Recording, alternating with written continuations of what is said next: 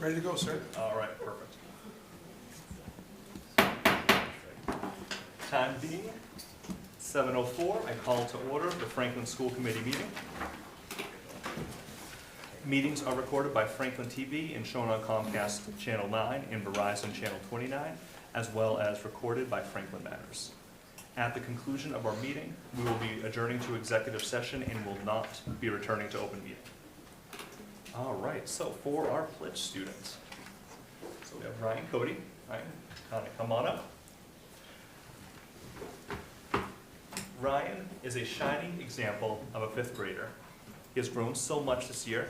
Ryan has shown himself to be willing to seek and accept feedback in order to build on his strengths, to develop and meet challenges of fifth grade. Being a fifth grader is not an easy job.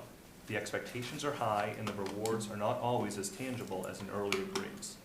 Ryan works hard to meet these expectations and to encourage others to do so, as well by his example. He is always willing to share his thinking, especially in math, even when that requires a bit of risk-taking. Outside of school, Ryan has a variety of interests, especially sports. He enjoys football, basketball, and baseball. He is an avid basketball player and can usually be seen gathering a group to play at recess. He enjoys spending time with his family and his dogs, Zola, Maverick, and Daisy. All right, you all please stand. Lead us in the Pledge of Allegiance. I pledge allegiance to the flag of the United States of America and to the republic for which it stands, one nation, under God, indivisible, with liberty and justice for all. Now, as is customary, we'll pause for a moment of silence.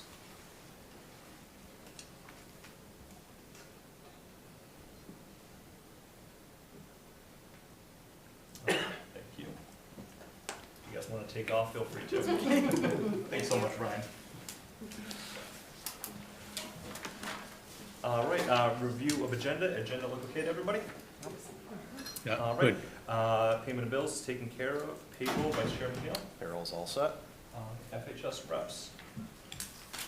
We have no reps tonight. It's clearly the spring season has hit. There's a lot of things happening, not just with athletics, but I know students who are prepping for May AP exams all the way to just keeping up with just regular life. So we don't have anybody here tonight. All right. We'll have a superintendent's reports. Okay, I have just two announcements. One, theater company. So the Franklin High School Theater Company recently performed the Yellow Boat by David Saar at the Massachusetts Education Theater Guild, which is the high school theater festival. I referenced this last meeting, but wanted to just talk through how proud we are to share that they were not only selected, as you know, to participate in the state finals, but they did a phenomenal job on March 28th in the John Hancock Hall in Boston. I had the honor of attending the performance, and while they did not take home the top prize, the students performed at an exceptionally high level. And in my eyes, they were winners because this production is a deeply moving production, if anyone has had the opportunity to see it. But I was truly amazed on how the students could evoke emotion from the crowd in 40 minutes, like start to finish, to be able to create a scenario and a setting and tell a story and then create that type of human emotion was just amazing. And I think that's the magic of that type of that art. So it was tremendous.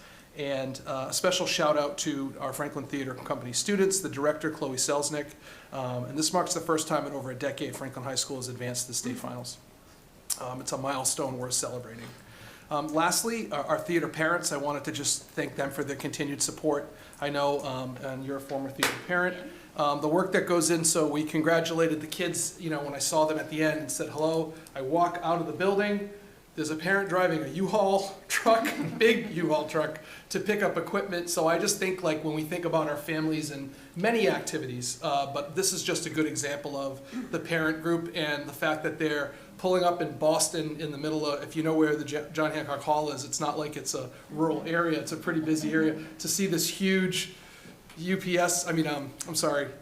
thank you, U-Haul truck that they had to then load and unload. It was pretty, it just showed a lot of collaboration in a lot of the work. So I think those are important things to highlight as well. So I just wanted to put a shout out there. The second is congratulations to our FHS musicians for their MICA season. Congratulations to the Wind Ensemble, Concert Band, String Orchestra, Repertory Orchestra, Concert Choir, and the Treble Choir on their incredible performances at the MICA Festival, and we're incredibly proud of our students for their hard work and dedication. Specifically for MICA for results, the Concert Choir earned a silver, Treble Choir, Concert Band, both also earned silvers, and then we had 3 gold awards in the Wind Ensemble, String Orchestra, and Repertory Orchestra earning gold. So we were thrilled to share this news. Their next event will be on Sunday the 13th at Groton Hill Music Center, and it's free and open to the public, and more details to come on times and whatnot, but just wanted to give a shout out to the program, and that completes my announcement. I'm happy to answer any questions. Thank you very much. Floor. No questions for me. Just one comment. I wanted to shout out my favorite night of the year. Yes. Science night, so that's Thursday. I unfortunately will not be able to attend and tour. I got like too many things with the kids and whatnot, but just want to make sure folks know about that. That's a great time and just a blast to see what the high school kids do. If Keaton was here, he would have, I usually lean on them to do that type of promotion, but yeah, the science night is a very popular night. Kids love it. I recommend it as well. I've taken my kids to it, many of you had, as I look around. It's a great opportunity, so thank you for reminding us, Mr. Charles. No comment, just thank you for the update. No comment. I got to attend MICA and see a couple of the performances, so kudos to Diane Plipp and all the music department. I know, like the theater kids, they're always going above and beyond. Yeah. You know? Thanks. It's wonderful to see what the kids here are doing at Franklin, especially, not any one group over the other, but what the theater club is doing this year particularly. I know we had, Jenny Bernstein kind of came after the Outsiders to kind of talk about the difficulties that the theater club had to do as they effectively just rebuilt after the failed override. And the grit and determination of the students, and the families, and everybody involved is fantastic. So Thank you. it's terrific. Thank you very much. All right, so now guest presentations. Okay, so moving along, we're already at the presentation stage. This is, feels like it's pretty quick.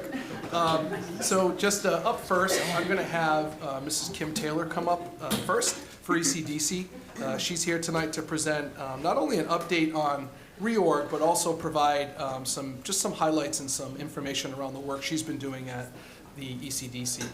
Ms. Taylor, this is the first year she opened the school because she was hired mid-year last year. So I think this is a great opportunity for you to hear more about her work, her leadership, and her team, and ultimately the work that's happening. So Kim, I'll kick it over to you. Okay, thank you so much. It's my pleasure to be here with you tonight. And when I actually had the opportunity to not only talk about the expansion, but kind of talk about what we've been doing since I got here last February. So with my first opening this school year, there's a lot of things that have happened, and we're just really looking forward to sharing with you tonight about the things that we've been doing. So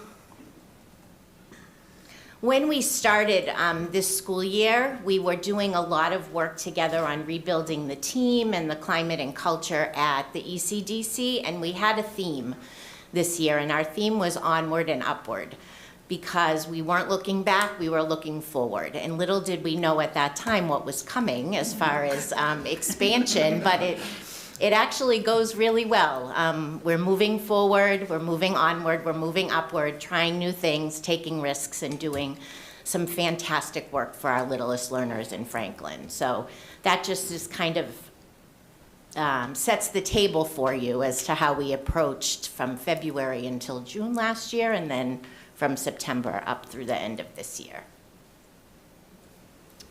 Don't know why that did that. Okay. So the plan for tonight is for me to review some of the things that have been happening, the great work that the staff has been doing, and also review what we've been doing for expansion. So it's kind of a two-part presentation, but one thing leads right into the next. So the first part of the presentation is based upon the strategic objectives for the district. And I wanted to share with you some of the opportunities and activities and events that have been going on so that you're aware where our work is focused and how we're prioritizing. So the first strategic objective is around social emotional well-being, and that is one of the things with our littlest learners, of course all of our learners, but with our preschoolers here in Franklin, one of the things that we take really, really seriously, their social emotional learning is so important in their well-being as they kind of set the stage to moving through the Franklin Public Schools. We look at ourselves as kind of the foundation, and what we can do to help them and get them through the first entry and their first experiences to school is so important. So some of the things that we've had the opportunity to do are around student-centered programming, and you just a couple weeks ago saw our first ECDC pledged student ever in Franklin, and we're really trying to provide opportunities for our students to build their self-confidence, which in fact, in turn, you can see some other examples. We have our good news call of the day, and you can see our friends there so excited about being recognized for their contributions to the school community. That little guy at the top, that was like you could have just put that picture on the slide, because he couldn't have been more excited that he got an opportunity to call home and tell his family about his great contributions to the school community. And we also have been doing some focused inclusion and belonging activities around different special students at our school. So we had to celebrate Rock Your Socks Day for Down syndrome. This Friday, we're going to be participating in an Autism Acceptance and Awareness Spirit Day, where we'll be wearing blue or rainbow, depending upon whatever choice the families make for their students. And then some really exciting things that have been happening. We have started a Special Olympics Young Athletes team at the ECDC this year. And a shout out to Jody Klein, Coach Klein, who is our district physical therapist, who really has taken that under her purview and gotten it kicked off. And it really is an amazing opportunity to see our students taking on those leadership roles with their peers. And we have a team of 8 students, 8 athletes, and they're working together 2 days a week for half an hour on a specific unified young athletes curriculum that is provided to us by Special Olympics. And we'll be looking forward to the end of the year when we have a unified game day, which we will be sure to invite you all to, where our team will show what they've learned and the teamwork that they have developed together working. Our staff is very involved in that, and we have staff volunteers every Wednesday and Friday on their own time to come in the middle of the day and support the team. So we also have some social play groups going on for our STAR classes, which are specialized teaching and readiness classes, and some formal social skills groups that have started this year with our school psychologist. So the second focus is around the curriculum, and I have to just start off by saying that the team at the ECDC has rocked this implementation of the new curriculum. We started this curriculum last year, and I always say to them, remember that your first year with a new curriculum, we consider year 0. Because you're just getting used to it, you're just learning it, you're just figuring it out, trying to peel the layers away. And so this year we're considering it our year 1. And we have had some real focused professional development around the new curriculum. We've started to do some work with our ESPs so that they had an opportunity, you can see in one of the pictures at the top left, had an opportunity to actually pull the curriculum apart to see what their teachers were planning and teaching, how they were putting together their lesson plans. We really feel like it's important to actively involve our ESPs in the professional development so that they understand and can make sense of what's being taught to the kids that they have to support, which they do such an amazing job at. We also have a partnership with Scholastic, who is the publisher of our preschool curriculum called Pre-K on My Way, and we have worked with a consultant from Scholastic who has come out a number of times to the building. The first visit that she made, she came out and she did some walkthroughs and some observations, coaching with teachers. and then provided me feedback with areas that she thought we might want to concentrate on moving forward. And one of those areas that we felt we could use some more professional development and support was the section of the curriculum on writing. And so she's actually coming back again after school vacation, and she'll be doing some model lessons for teachers as well as observing teachers in that focus area of writing for preschoolers. And just recently, we kind of fell into an opportunity to collaborate with DESE around early literacy assessments. So one of the areas that we're working on, and I have found through my entry time in the past year and a half, is we do a really fantastic job at the ECDC with special education assessments. We could use some additional support on how are we assessing and keeping progress monitoring all of our students, our typically developing students also, to see how they're progressing throughout the year. We do have a developmental summary, which is like the preschool report card, for lack of a better word, that we use, but we assess those skills, the standards, kind of in the way that the teachers think are best for their class. And I felt like we were missing a part of getting some consistency around how we look at progress of specifically our students who are going to kindergarten, so our pre-K1 students. So I reached out to a contact that I have, and I said, at DESE, I said, is there anyone you can recommend to me, any districts that are doing this really well?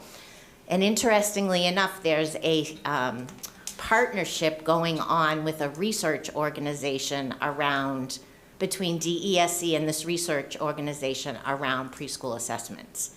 And she was like, guess what? Like, I have a connection that you can access, and hopefully Franklin can become a part of this research opportunity for preschool assessment. So Tina and I had an opportunity to sit with the person from DESE, and she has now connected us to the person from the research organization. So we'll be getting together with them in order to figure out how we can become part of that research study. So it literally happened by accident, but it's a good accident, right? So those are some of the summaries of what's happening as far as curriculum goes. It's a really exciting opportunity to watch. The team has just done a fantastic job. And the next focus is around high quality instruction, and some of the areas that we concentrated on in this focus are around universal design for learning. We have made a connection with a professor from Bridgewater State who specializes in early childhood UDL. So she is going to start to work with our team in May to do an intro to how can we best incorporate UDL at the early childhood level. And then she'll be coming back in the fall, spring to do follow-up work with us around how can we best implement this concept with our youngest students. So sometimes when the ECDC staff looked at the UDL implementation, we felt like we needed a little bit more of a focus for preschool. So we came upon this resource through an opportunity, professional development opportunity that one of my teachers attended and came back and said, hey, this woman is great. Do you think that we could have her meet with her? We met with her, and she's fantastic. So we're excited about that. And then I just want to give a shout out to the team around the new IEP. Obviously, you know that's a monumental task, and one of the pieces of the new IEP that's really interesting for the youngest learners is how do we incorporate student voice with preschoolers, because part of the new IEP is having students give their input.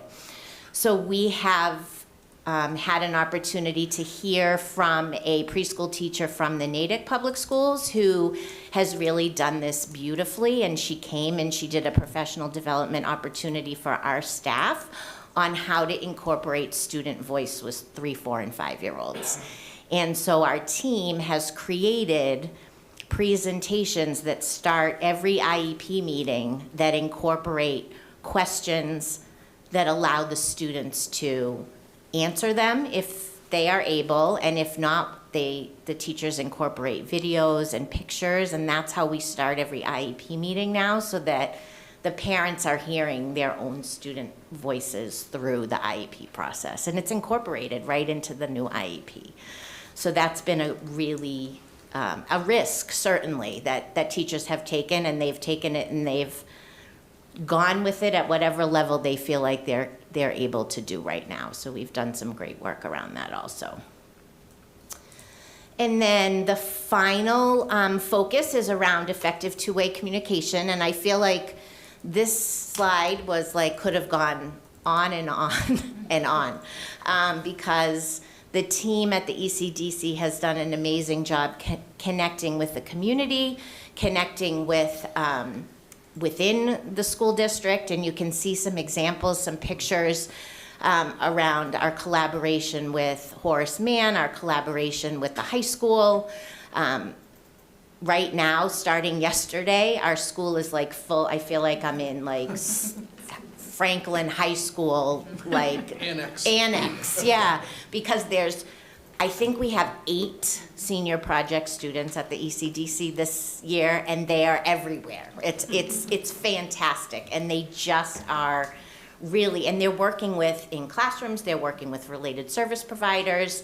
The nurse has a senior project student, so that connection, we started it last year, but it really has blossomed this year, and we also have formed a connection with the early childhood class at the high school, and I have gone over to present to them about the ECDC, and then they come over 2 times a semester. They plan a lesson, they read to the kids, and they carry out that lesson, so it's been a great connection. Ashley Foster, who's their teacher at the high school, has done an amazing job making that partnership work so well, so we have really enjoyed that. And we've done some activities around community engagement. We had a Read Across America Day where we invited people from the community, the police chief, the fire chief, the superintendent, the assistant superintendents, the librarian from Franklin Public Library. So the community connections have been great. And then the last 2 items have been really staff focused around, I mentioned the culture, climate, and values at the ECDC. When I arrived last year, we had some pretty important work that we needed to do in order to get us back on track and move onward and upward as our theme. And we have done 2 and have a 3rd directed professional development session focused around what is climate, what is culture, what are our values as a team, and how does that all work together in the best interest of our school community and our students and our families. So that's been really a lot of great work, hard work, definitely hard work, because it makes you kind of think about what's really important to you and what do we want our school to look like and feel like. So we will be continuing that through this year and into next year. And then finally, the most, effective two-way communication topic that we have on our mind is our expansion for next year. And we did a parent expansion forum back in February, where I just did a presentation about the 2 locations, who was going to be where, what the hours were going to be. We had a relatively, I think we had about 10 or 15 people which attended, and at the end everyone said, oh, you've answered every question that I had through the expansion forum. So they were able to get, the initial planning. That's when we had made those decisions about what we were going to look like next year and how we were going to rest in our 2 locations. And again, we're calling it an expansion, not a split. I have to keep repeating that.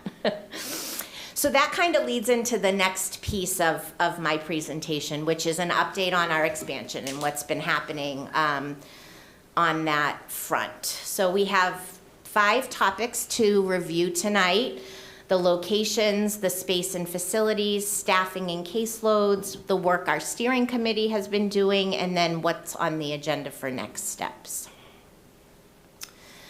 So here we are. These are our 2 locations for next year. We're current location at Oak Street, and then our second location, which will be in the kindergarten wing of Pond Street.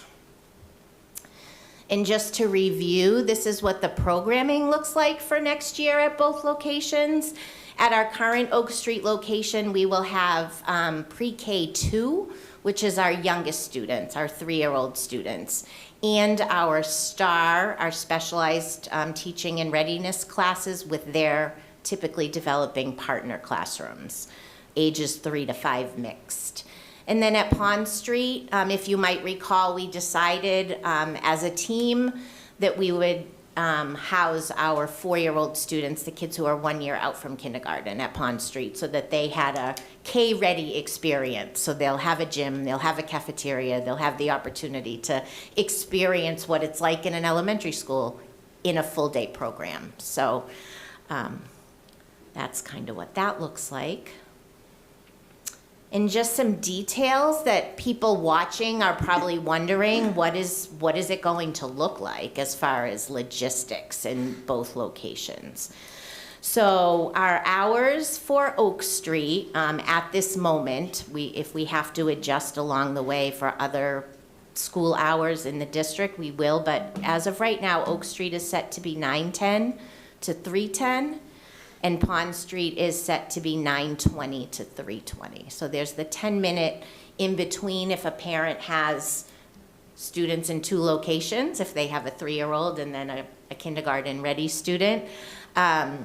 And also gives time for the specialized transportation to get from Pond Street to Oak Street. And we'll be watching that. That might be something that we need to kind of shift around a little bit depending upon what the populations look like and how many students are using specialized transportation. And lunches will be served at both locations. As I said, our Oak Street location will have our specialized special education programs and as well as integrated classrooms. And then at Pond Street, parent transportation, specialized transportation, lunches, just like at Oak Street. And then the exciting news is that we are going to be piloting Little Solutions, which is our preschool version of Solutions. So we'll be having just a pilot program for our full-day students next year that's going to be run and facilitated by Lifelong Learning, as they do for regular Solutions, for morning wraparound care and afternoon wraparound care.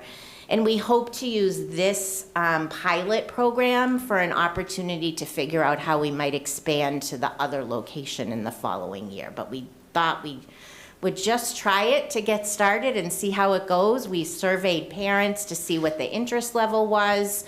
And so the registration is opening for that on Thursday. So we're really excited about that opportunity for the students.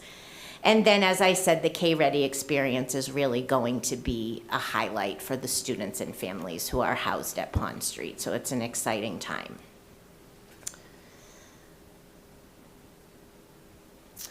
So as far as space and facilities, we wanted to just give you an overview of what's going to happen at both locations as far as space and facilities.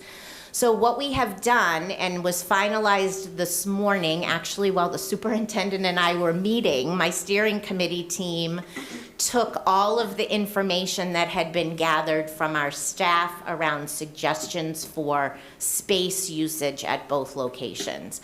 Pond Street was much easier for us to assign space because it's all empty. It will be all empty. So, and the area is designated. At Oak Street, we had a little bit more of brainstorming that we needed to do around how are we moving what's currently in Horace Mann into the space that will open up by the teachers moving to Pond Street.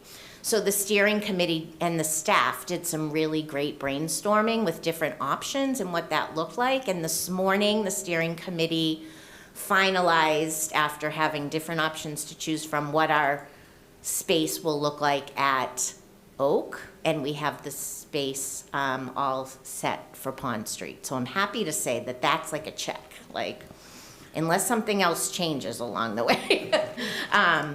So people will know tomorrow where their spaces are, although I'm sure they already know after the steering committee met this morning, what that will look like at Oak Street next year. And then for Pond Street, like I said, the space is pretty self-explanatory, but there are some facilities updates that we're working on with Colin and the facilities department around some adjustments that need to be made. For example, the touch view screens in all the classrooms. At the ECDC, the touch view screens are low, and at Pond Street, they have to be moved so the kids can access them. So it's things like that. The playground has some sections of the structure that we need to look at with the playground company because they're very high. So we're looking at how we're going to modify just a couple of the parts of the structure. We're hopefully going to be adding a new set of swings and hopefully adding a sandbox over there so that the experience for our families in both locations is an equitable experience. And a lot of that is just ongoing conversation. We've taken tours over there with our steering committee, with facilities, and looked at all the spaces and worked out what that was going to look like. And then obviously we have moving plans also. We have 5 classroom teachers who need to move, and that move is set for August. But we also have rooms down in Horace Mann that need to be emptied before they do their move in July. So there's a lot of coordination and conversation about what that's going to look like. But because we have ESY going on also at the ECDC. So just logistical things that kind of, are ongoing conversations. So there may be wonderings about how did you decide who was going where from the current staffing that we have all at Oak Street. So what we ended up doing was, once the placement of student programming was decided, we made some spreadsheets that outlined for us the number of students, both typically developing and special education. We took the IEPs of all the special education students in both locations, put them into a spreadsheet, broke it all down by minutes, added in preps, added in evaluation times, added in lunch times, and then that kind of broke out for us, like, how many days do we need of like speech and language at each location? How many days do we need of occupational therapy? What does that look like as far as both locations? And lucky for me, what I thought in my head was going to work, worked.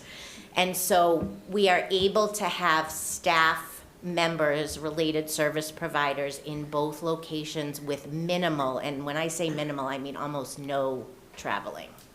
So that actually worked out really well. I mean, there will be times when people have to go do an evaluation at one of the other locations just because of the circumstance, but and staff they already know if they're Pond Street staff or if they're going to be Oak Street staff, keeping in mind that we are all ECDC staff. So that's a really important piece.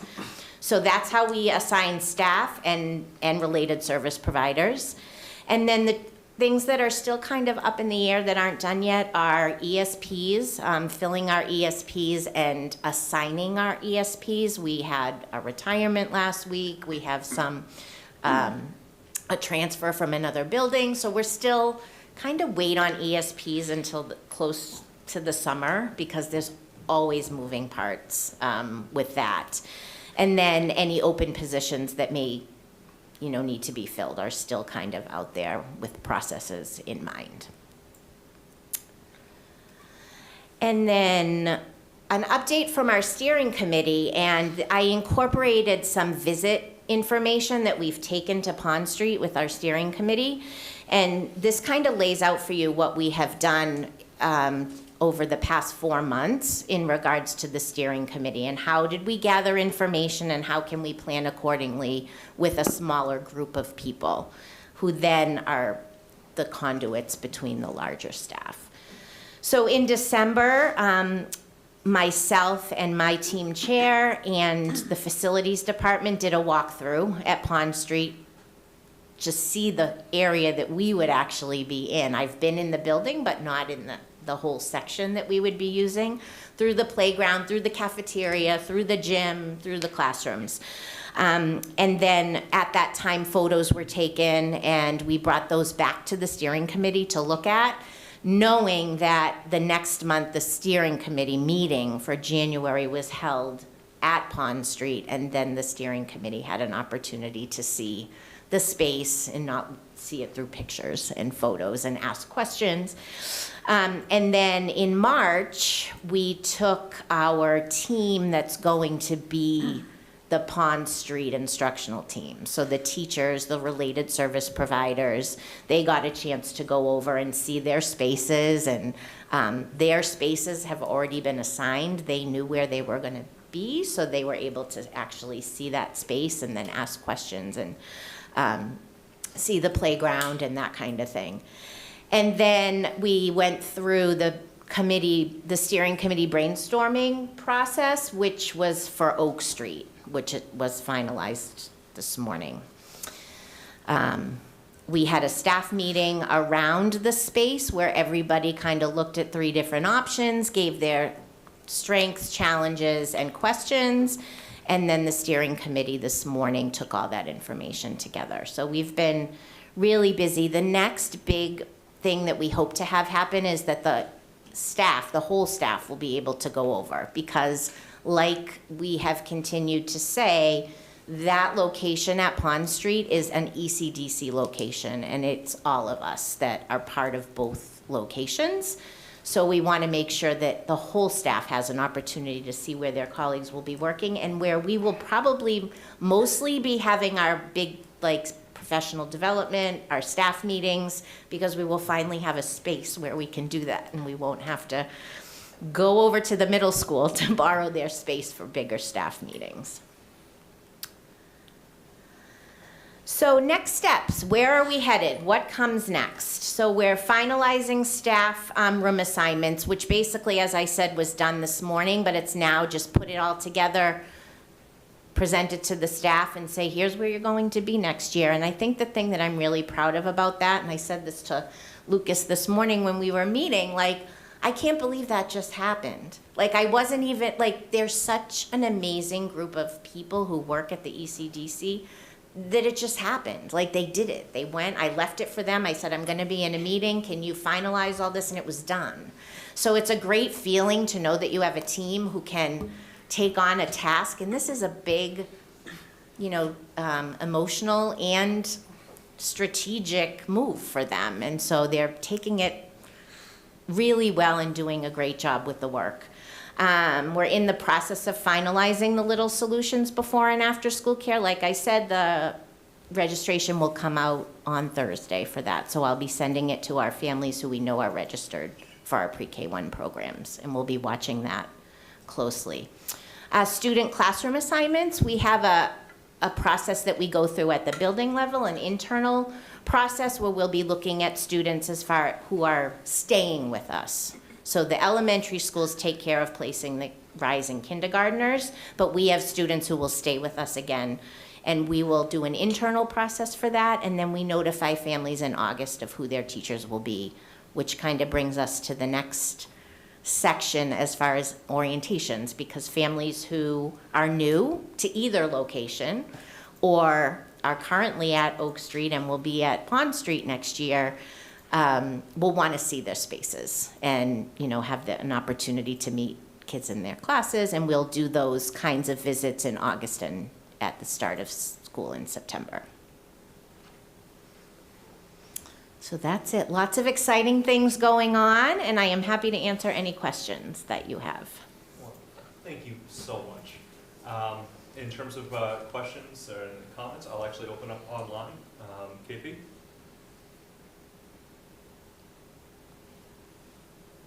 The question what I have is in the slide number 7.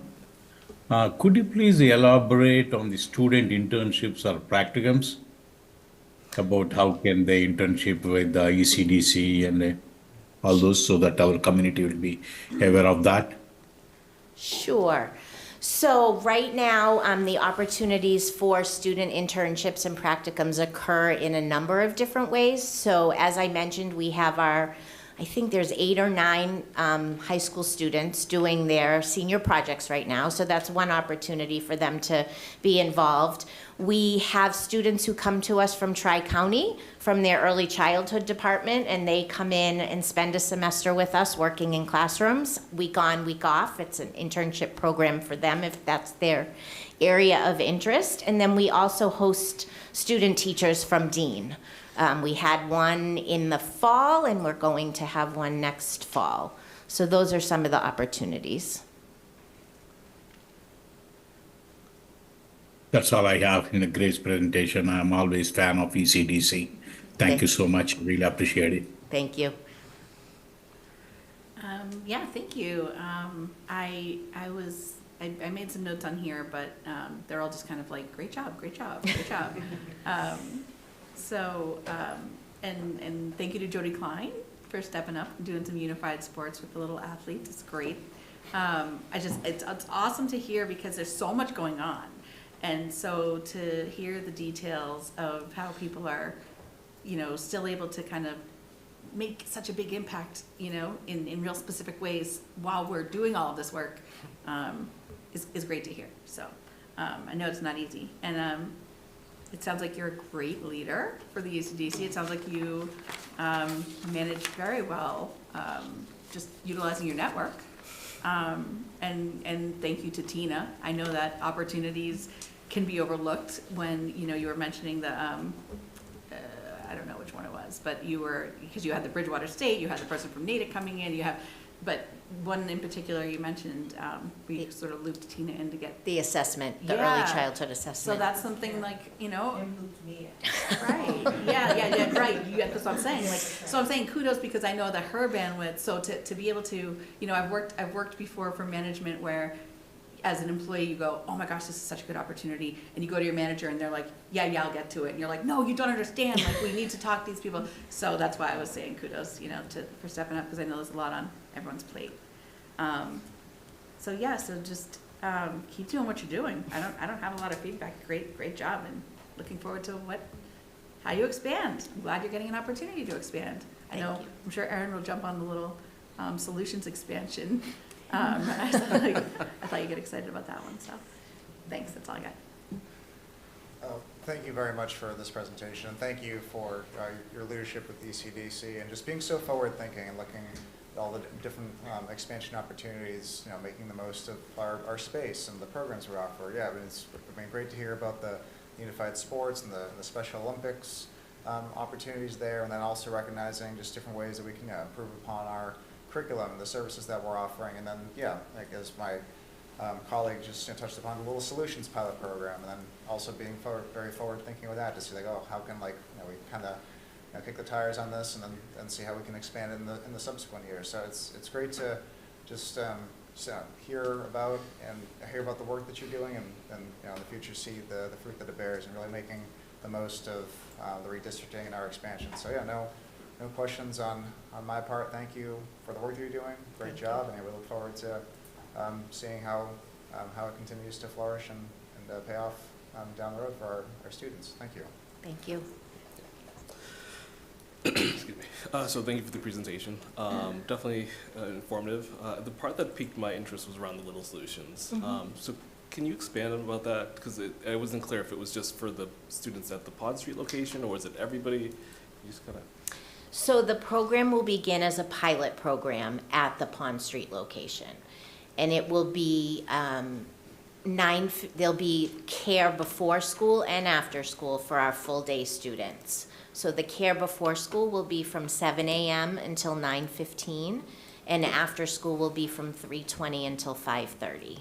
And parents will have an opportunity to opt into, mornings, afternoons, both, and there'll also be care on Wednesday afternoons. So the ECDC doesn't have school on Wednesday afternoons, so we're there'll be care for students from 1:20 until 5:30 if parents want to take an opportunity to have care for their kids on the half-days.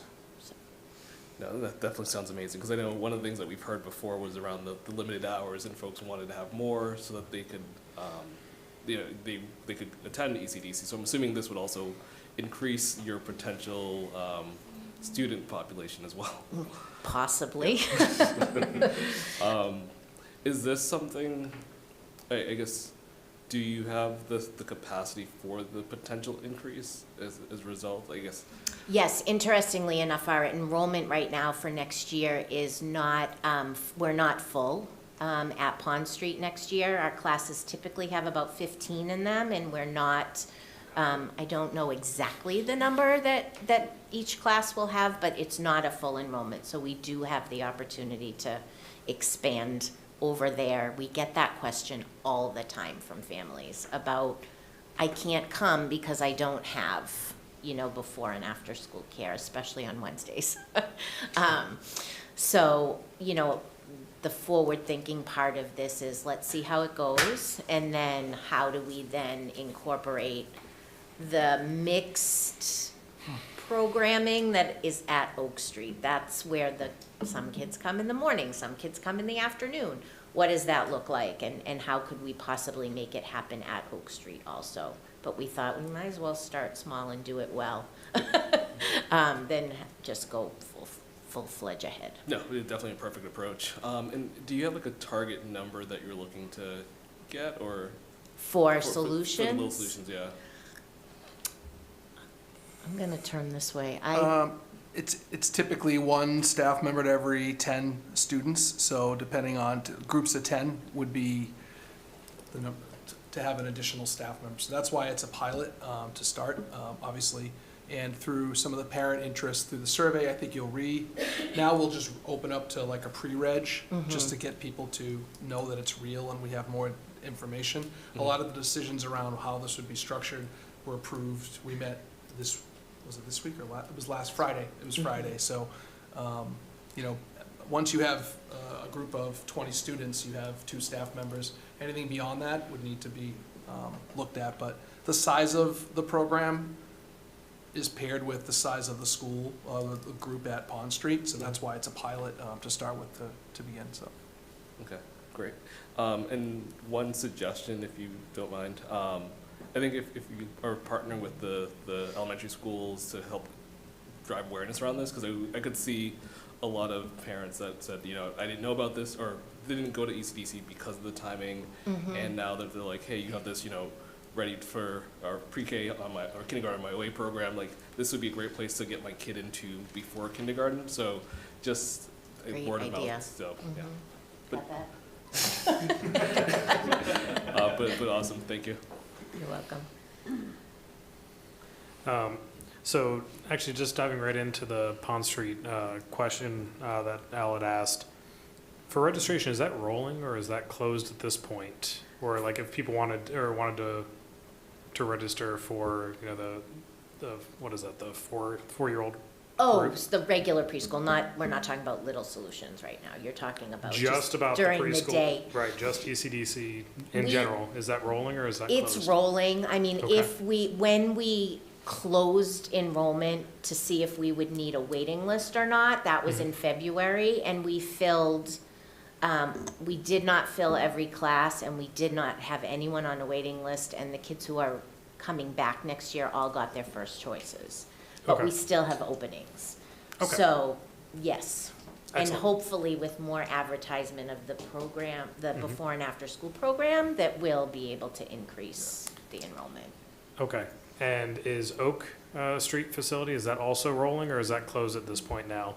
Well, So there's they're still both- they're openings both rolling there at the too, moment. especially in the 3-year-old morning and afternoon classes. So if anyone in the community has a student who would like to come to school in the morning or the afternoon who's 3 years old, we do have openings still. Fantastic. And then following up on the Little Solutions question, just so that it's out there yet again, you did say that registration opens on April 10th. So Correct. Thursday, April 10th, just in case anyone hasn't heard that. Sure, you can take a crack at it just to make sure that we have multiple people saying it over and over. And again, I want to echo how impactful that is. I don't work in this town. It really means a lot to be able to have that kind of flexibility. I know a lot of parents do rely on things like that, so I really appreciate you looking into it. I understand it's a pilot. You're wanting to do it right, and I really applaud that kind of, taking little steps when you can. But, I really do appreciate you exploring that. And also just wanted to comment on two other things. The first is really how you've been able to repurpose the use of the Pond Street facility. I personally am really excited to see that building continue to get really great use, especially as an educational facility, and knowing the area that you're going to be in, over in the kindergarten section, just how, yes, there's a couple little adjustments, like height-wise. But other than that, it's really great to be able to see that we can kind of repurpose that to help students get used to that environment in the first place. So really excited to see that. And then just also wanted to compliment you and the team on what you offer. The amount of programming and focus groups and the additional kind of activities that you really allow these students to engage in at this level. I can imagine the challenges surrounding that in the elementary level, being involved kind of outside of the school system with some of those programs. So working with 3 and 4 year olds to do a lot of this, I really applaud you and the team for offering much more than just a daycare or just a place for the kids to sit and be preoccupied, but for really engaging and making sure that they have a good educational experience kind of across the board. So thank you. Thank you. I think most of my questions were taken over already by Paul and Al. But really, this was such an incredible presentation about strengthening, the enrichment opportunities for every student that you have. I'm always a fan of expanding solutions, so love to see the Little Solutions pilot. Hope that Solutions can continue to expand in other locations too. Throwing it out there. But otherwise, yeah, just incredible job. Love the extra information, and thank you so much. Thank you. I have one more question before, if you want to be the anchor. I just wanted to mention this because I've had a personal really great experience with it, and I know that Franklin has adopted the peers curriculum, because you started off by talking about the strength of social emotional learning. So, and I can kind of talk to you about this offline, but I know that we've sort of adopted this for social. It's a social skills. It's very cutting edge, evidence based, and they just became certified for preschoolers. Oh. So I'm connected to the founder of the group in Boston. Oh, great. So I'd love to put you in touch, because you never know what opportunities might be there. Since it's such a new curriculum, there may be sort of, giveaways to kind of get more of the evidence. Great. So, Great. Yeah, I'll connect you guys. Great. Thank you. Thanks. Really, thank you so much. This, as all my colleagues have mentioned, this is fantastic. I feel like it was, maybe 4 years ago, one of my first budget meetings, and we were hearing from, at the time, Dr. Sarah Hearn and Marion Goodman, kind of just talking about when it comes to ECDC, that, it's like, well, like the changes that they're making right now is that enrollment is busting, so they're having to use the break room as a new classroom, and they moved, some teachers and some ESPs over to this room, and now we're kind of is constantly just moving and readjusting, because the space just wasn't there based on the interest. And so now to hear, talking about the expansions, talking about the Little Solutions pilot program, which we've heard a lot about how that, especially the Wednesday afternoons, kind of is tricky, but just so much growth over here, and that, based on the interest, not just kind of based on, well, this is the only space we have, so we kind of have to get creative, really able to kind of go and say what's the best for the children. And this is what it is, and so here's where we're going to go, and here's the directions that we're going to go in, is wonderful to hear. And especially just want a few other highlights. I love the concept behind that with over at the Pond Street location, they kind of get that kindergarten experience. Because I know my kiddos went through the Ready Set Pre-K, Ready Set Kindergarten program, and they loved it, and it was a great introduction. And now these little ones are going to get an entire year worth of that, which is, it's terrific. And I had one question. You had mentioned just about the playground. And so I just want to confirm, you're really just kind of talking about adding to the playground or to the structures, so that way, you know, the little ones can kind of go, but others can still, Yes. okay. The changes, the specific things that have to happen out there are, one, a fence is being installed. So we've gone through a couple of iterations of what a fence will look like, so that we have, the playground is fenced in as opposed to just the wooden kind of barriers that go around right now, fences that have a gate on, you know, different ends of it, so that we can exit and enter to the classroom area in the back. So that is happening. There are swings at Pond Street that we considered having moved, but we're actually going to hopefully invest in a new set of swings. So those swings will stay. And then hopefully have, oh, look at this. Maybe I should just stop talking and let Colin take over. Go ahead, Colin. Yeah, so we've analyzed all the potential needs for the playground, such as the swing set, and also looking at a potential sandbox as well. This is something that potentially we're looking to put to the community, the Preservation Committee. This could possibly be funded through a CPA fund. So working with the town administrator's office right now to make this happen. That is wonderful. Thank you very much. And so, and with that, so all the playground structures that we currently have, and then the new ones as well, the after hours, will they still be accessible to families I in the think Franklin so, community? yeah. I haven't heard otherwise.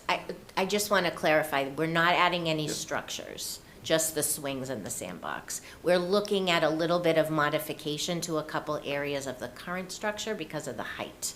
But we're working with the playground company on that. Perfect. And just overall, like I said, as all my colleagues mentioned, it's a great presentation. I know at other ECDC presentations, I kind of spoke about the investment, almost the return on investment that we do. When we invest in these little ones over here, it just pays dividends through the next 12 years that they're in, 12, 13 years that they're in school. And it's true, and it really is a financial investment that we're making that really does kind of pay back towards the community. However, I love every single picture that you saw. It just shows, there's that financial aspect and that financial benefit, but to see the smiling faces on the kids, I'm glad the camera wasn't trained on me the entire time, because I had a smile on my face seeing those kiddos and what a great experience that they're having. And so this is terrific. What you do over there is wonderful, you and the entire staff, and I really applaud all the work and the thoughtfulness as you guys are moving forward. So thank you so much. Thank you.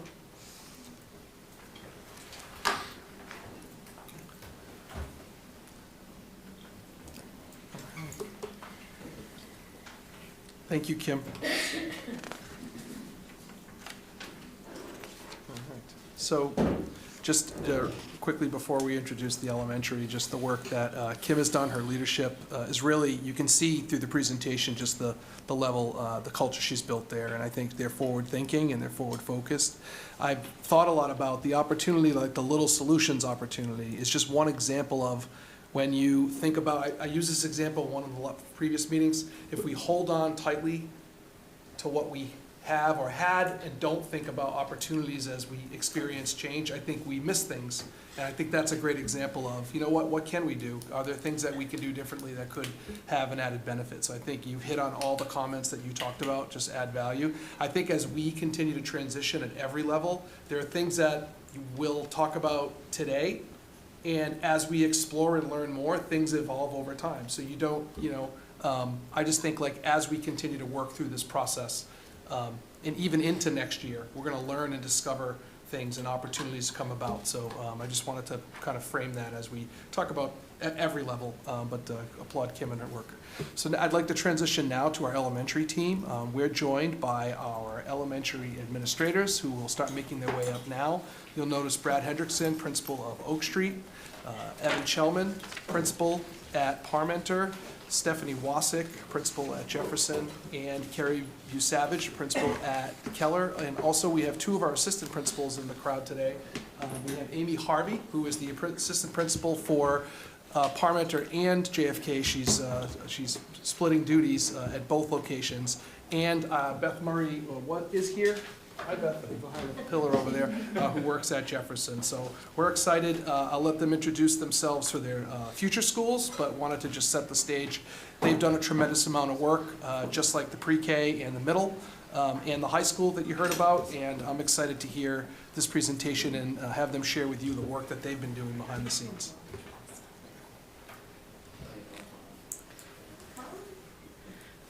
Hi, good evening.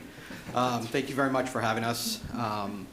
We'll just kind of go through and do some introductions just for anybody who's new to the format. So my name is Evan Shellman. I'm currently the principal at Parmenter Elementary School, and I'll be the principal at Washington Street 3 to 5. Hi, good evening. I'm Carrie B. Savage, current principal at Keller, and I will be the principal of K2 Lincoln Street. Hi, I'm Stephanie Wasik, principal of Washington K2. Hi, Brad Hendrickson, principal of Lincoln 3 to 5. Okay. It is a little bit of an identity crisis, right? We've got 2 staffs, 2 buildings. It's a thing. It's a thing.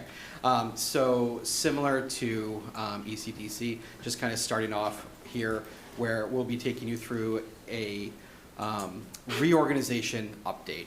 Okay. So we're going to be talking about staffing, schedules, moving and transportation. Kindergarten visitation will be something that you'll hear about, as well as the placement process, placing students for next year. Professional half days, how we've used those.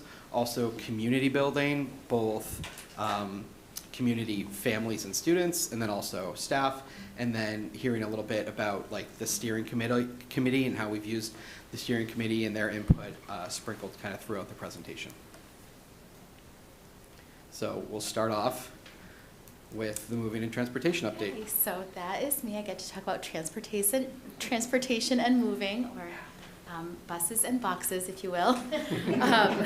So at school committee on March 25th, there was a transportation update that was provided, just kind of the major bullets being the impact of the reorganization, factors that went into route development, some historical and projected data on ridership, which included increased ridership, but decreased needs for overall buses, and the fact that there will be similar ride times next year. And then finally a timeline, which included the urge to register on time was a big push. So those were updates provided on March 25th. In terms of other updates, K through 12, the bus registration opens on April 29th, so now 2 dates to remember, April 10th and April 29th for bus registration. And again, register on time, please. And then also Washington and Lincoln Street schools had meetings with Colin Boisvert and Lucas Jagira as well to review busing and traffic flow specific to each complex. In terms of moving, starting in March and across to April, staff members have been attending moving trainings with time for questions and answers with Sterling Movers and Facilities. And then finally, looking ahead, we are hopeful that starting in May, we'll start to have some room assignments ready and finalized to be shared with staff. And in terms of staffing, in addition to staff assignments that went out in February-ish, we've had ESPs who have now gotten their assignments on complex and what level they'll be at. Our LPNs also have received their staffing assignments. And then finally, most recently, our open positions have started to be posted, and elementary administrators in partnership with district department heads have started the interview process to start to make some hiring recommendations on open positions.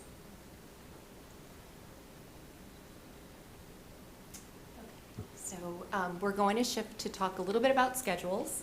And I think these next few slides will highlight some of the work to date, some of our discussions amongst ourselves as a team, our broader admin team, central office, And I think the important thing to remember when we talk about schedules is the interconnectedness of our schedules, from unified arts to lunch and recess to the academic day, and sort of following a grade level through and what that looks like by grade level. So those pieces are all connected, but need to be thought through in great detail individually.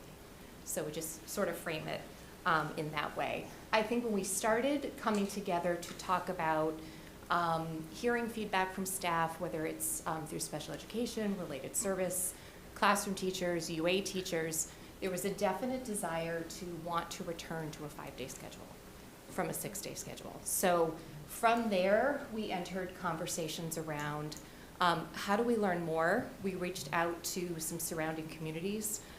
We spoke with Holliston and Milford and Taunton, who have models that are K2 through 5, who have larger team bases in terms of grade level sections, and we looked at it as an opportunity to learn and listen. And I think the one thing we came away from with all of those conversations is everyone does things a little bit differently to kind of go with the variables and the needs that they have. So anywhere from a 4-day schedule to a 5-day to a 6-day to rotating specials to dropping one. I mean, I think we just heard a real range in terms of where districts are sort of in terms of their scheduling and planning. I think when we came back from those conversations, we really thought about the UA schedule and the 5 offerings. And it brought us back to sort of our arts and our technology pieces that are standards driven in terms of digital literacy as well, when we think about the add of instructional technology and where that has played. That being said, I think when we drop down to looking at the second bullet on the left, I think there's a real commitment on behalf of all of us to offer a library experience for children, access to literature and being within the library. So if we think about our UA schedule and having 5 specials tied to what is now seen as our contractual teacher prep time, those 2 things are linked together. We're looking at art, health, IT, music, and PE as the UA schedule. But in addition to that, we would have an open library model-based schedule where all teachers have weekly time in the library with their classroom. And I think it's reimagining that a little bit. I think it is access to books and checking out, but it also gives teachers an opportunity to access the library in different ways, from projects that students are working on to collaborating and partnering with the ESP that's in the library. It would just be an additional time that wouldn't be tied to a grade level prep, so to speak, but it would be a time that teachers would sign up weekly and have a designated time for classes to be in library. So we're trying to take everything and kind of fit it into a model that would work, but just doing it with a different structure constraints. If that makes sense. When we think about other drivers in terms of our schedules, we really wanted to think about our unified arts teachers and minimizing travel between complexes. And that was whether it is shared traveling between the day or shared across complex. So that was another driver that we considered. We looked for the UA schedule to have structures embedded for collaboration for grade level teams. And that was also a priority that we were thinking about. We wanted, with thinking about UA teachers and their spaces across complexes, ensuring that they had designated teaching spaces. We were not traveling, like UAs were not traveling to classrooms. We weren't overlapping spaces in terms of shared spaces, but they had dedicated classroom spaces in each complex. Again, maintaining that high-level view of the UA schedule, the daily grade level schedule, looking at lunch and recess, and looking at preserving instructional blocks. So that was a driver for us. And then also, how do we develop a schedule that maximizes access to supports and resources? We think about our curriculum specialists with large teams, having 8 classes across a grade level, knowing that it would be very hard for a math specialist to get into 8 classrooms for math if math is happening at the same time. So how do we look at some staggering across larger teams? And that's work that we're entering now in terms of once we solidify a UA schedule, we start to think about lunch and recess and where that falls, then we would start to move into sort of like the academic or the daily schedule. I think this is work we typically do year to year. I think we're entering it a little bit earlier. Sometimes it's May, June, where we're really solidifying the schedule, so I feel like we are a little bit ahead of where we typically are for this point in the year.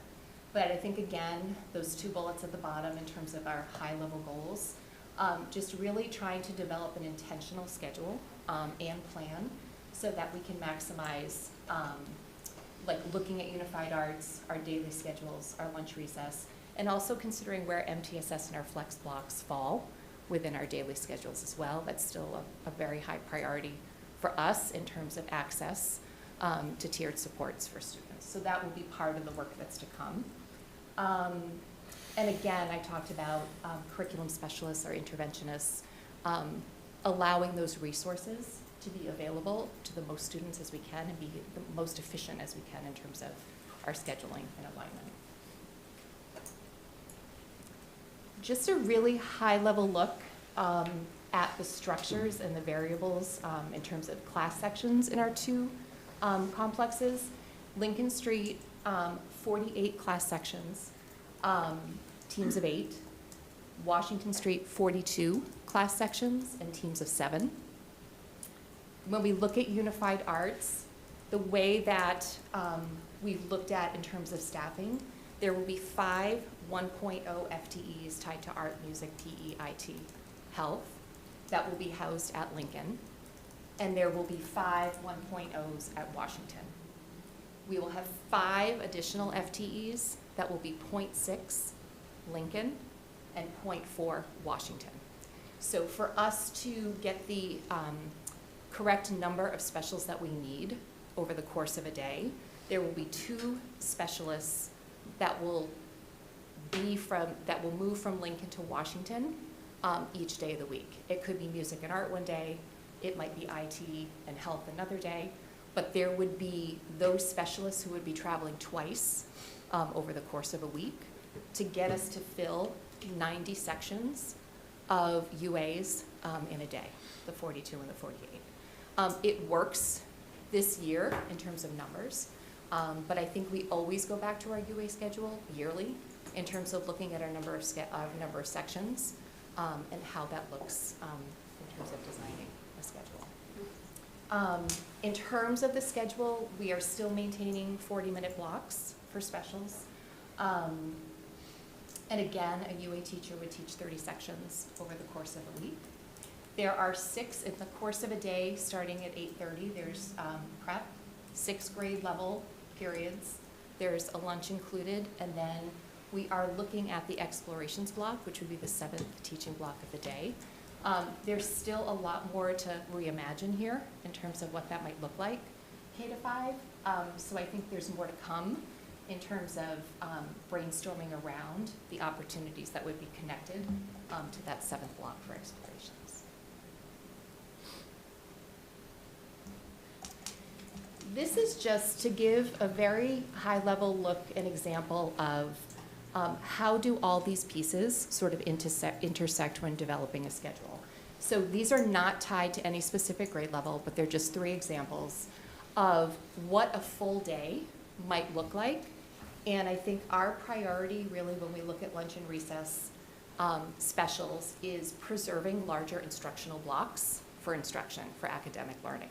So the first example on top would be if this class or this grade level had a special at 9:55, when they come in at 8:30, there's that 85 minute worth of academic time that's identified, traveling to a special, then returning for a chunk of 60 minutes for academics, breaking for lunch and recess, and then having 125 minutes at the end. So based upon where a grade level would have their special and when lunch and recess would fall, I think that we're looking to see how do we preserve that instructional time so it's not a choppy schedule. And again, this is something that we look at from year to year and sort of assess what that might look like.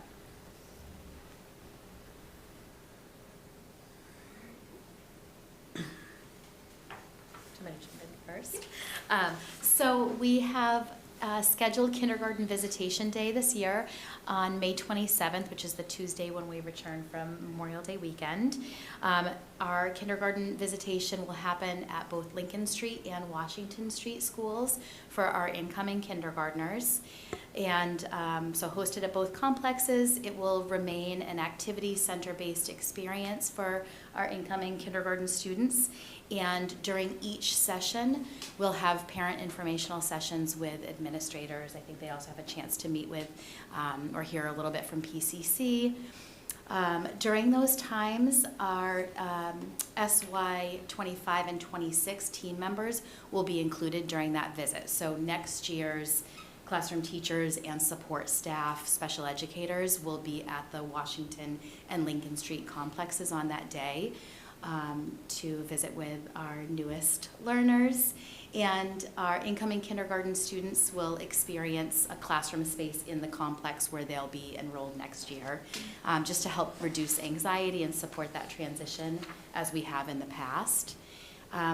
We're still working on finalizing some logistics. That's looking ahead, but our focus was on sort of creating a similar experience as in past years, just with that bigger size, but to do that through an increased number of sessions and across more classrooms, so that in each classroom that size will remain the same as it's been in the past. So that was a commitment that we had to make those changes needed to accommodate the group size and provide a similar equitable experience as we welcome our kindergarten students. No, I think just to share too, our current kindergarten families were notified last week of that May 27th date.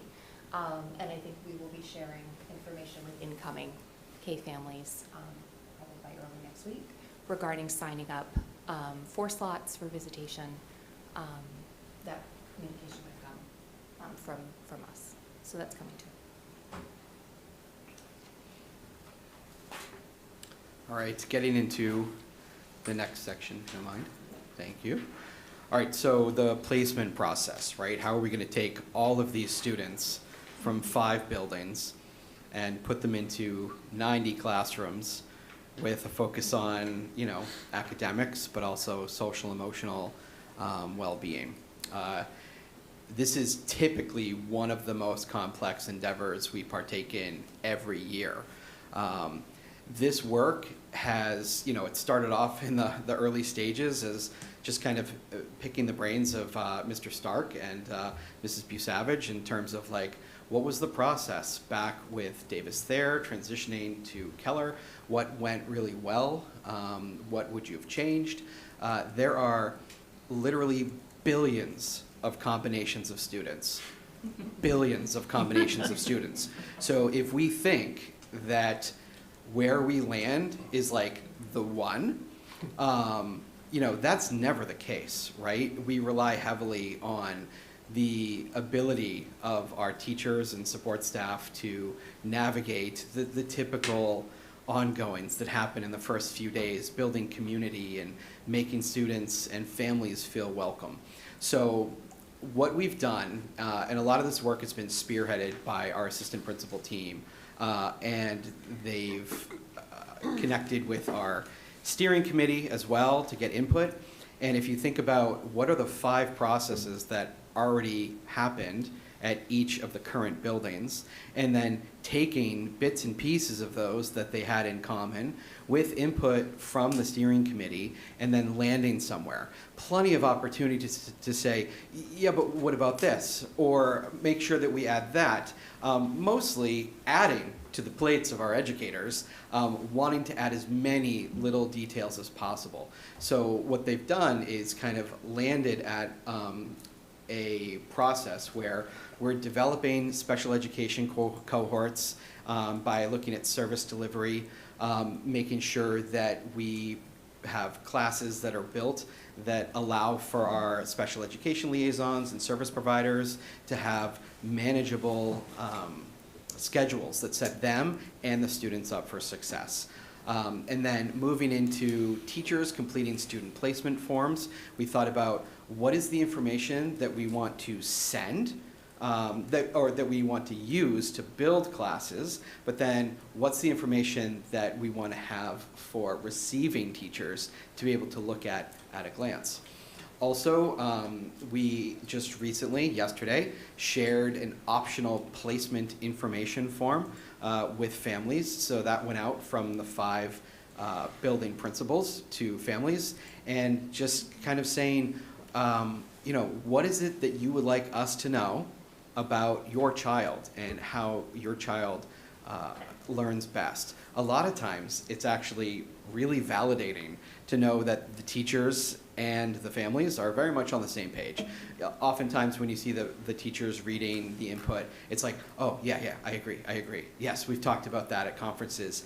And then there's also a lot of families that choose not to submit input because they realize how complex it is, and maybe they've been really excited with their child's placement over the years, and they're like, I don't want to do anything to hinder that.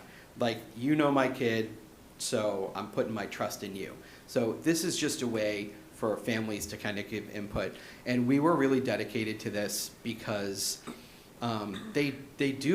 families do provide information that's helpful to us that we can use, whether it's about relationships or, do I want my twins placed together or not? Little subtle things that we wouldn't know unless we had given them the opportunity to give that input. So those are coming in as of 6:30 tonight. We had about 160 families, which, if you think about it, is really a small percentage across the 5 buildings. So that'll be open for another week and a half or so, and we're adding that to our placement process. Also, the sending schools, and this is similar to what happened with the closure of Davis there. The sending schools are going to develop drafts of student cohorts because we're really going to prioritize a level of familiarity, right? Who are your buddies? Who are the people that, who are the students that we want to envision our current students traveling with? There's unfamiliar spaces, unfamiliar adults, and a lot of unfamiliar students. So what can we do to control some level of familiarity, right? So that's going to be very important. So the sending schools are going to be developing small groups of cohorts to be placed together.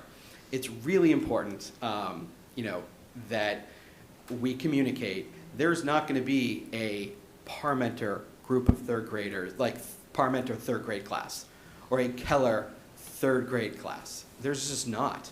I think everybody can see that it's healthy and it invests in long-term positivity, long-term goals to be able to take a handful of Parmenter students, a handful of Oak students, a handful of Kennedy students, a handful of Jefferson students, put them into a classroom with some people, with some classmates that they generally get along with, and I think that that's something that most people can really get behind. So just want to communicate that. And then the receiving schools will be reviewing the cohorts and the placement information. We have a whole system, again, set up by our assistant principals with, cards that we're going to be moving around. It's very UDL, be able to touch and move and manipulate the placement cards.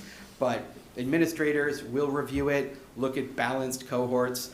We're really looking at building classes that we know we can support, that any teacher would be happy to receive. This is not about necessarily matching student with adult, because we just don't have that bandwidth right now, or that ability, because there's so much new. So we want to be able to build a class and know what are the needs of that class going to be, what are their strengths going to be, and that, again, any teacher would be able to say, yeah, that's a well-balanced class that I feel like, I can be successful with. And then just finally, families, as typical, as Mrs. Murray said the other day at steering committee, this is not a typical year, but we're trying to lean on things that we would typically be doing at typical times. And so families would be receiving placement letters via email mid-August, as they typically would. But again, This is a massive undertaking, and it requires all of us to say, yeah, okay, let's give that a try. Let's see how this goes. But it's in an informed way with lots of good positive input. Next slide. So then kind of shifting over to the community piece, it's really important that we live in the moment. One thing that we all said to our staffs at the beginning of the year, might have even been all of our first meeting dates, was every student gets to have a complete year this year. Every teacher is allowed to have a complete year this year. It's this kid's third grade year. He gets to have a third grade year. And if we spend a piece of that going like, oh yeah, no, we'll get to you, we're planning for when you're in fourth grade, which very much is happening. But it's very important that we allow this year to conclude as we started it with like trying to live in the moment, all right? So we all want to know, where are we teaching next year? Where is my office next year? The families want to know, who is my teacher next year? Who's going to be, like we all do. We want to start building communities. We want to start getting together. It's important though that we also live in the moment. So that being said, we all have our typical end of year celebrations that we do. We have our kind of closures to the year, whether it's field days, fun days, fundraisers, fifth grade celebrations, field trips that are happening. It's important to really live in the moment, allow those to happen. Each school is maybe going to approach this in different ways, right, depending on our unique situations, right? So for instance, Parmenter School, all of those students are essentially, all of them, are going to the same place next year, right? And that building isn't going to exist in the same capacity that it does now. That's a different perspective than a building that is going to 4 different places in 2 different complexes, and same with the community and the same with the teachers. And so the way each of the 5 buildings kind of stops, smells the roses, and lives in the moment as we close the year is going to be very important. And then we do plan on connecting with the PCC boards, which have been compiled and voted on and exist already for next year. It's very exciting. Thank you so much to all those people who've really stepped up to be part of that process. And connecting with those PCC boards and planning opportunities for the community to come together, right? People probably want to do that yesterday, but again, wanting to live in the moment and honor this year, those might be opportunities that happen, say, after the closure of the year. Maybe in the summer, whether it's an event at Altitude, or maybe the parents are getting together at a local establishment, or on the playground, things like that. So we'll be getting together with the PCCs to do that. We do plan on sharing a newsletter, April, May-ish, with families to give them some updates on some of the big events between now and the end of the year, just so they know what to expect and when to expect it.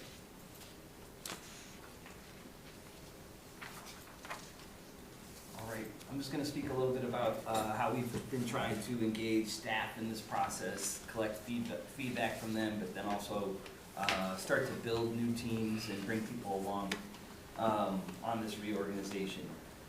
Just to reiterate what my colleagues are saying, it's that time of year. I think we're used to this time of year where you have 1 foot in this year and 1 foot in the future year.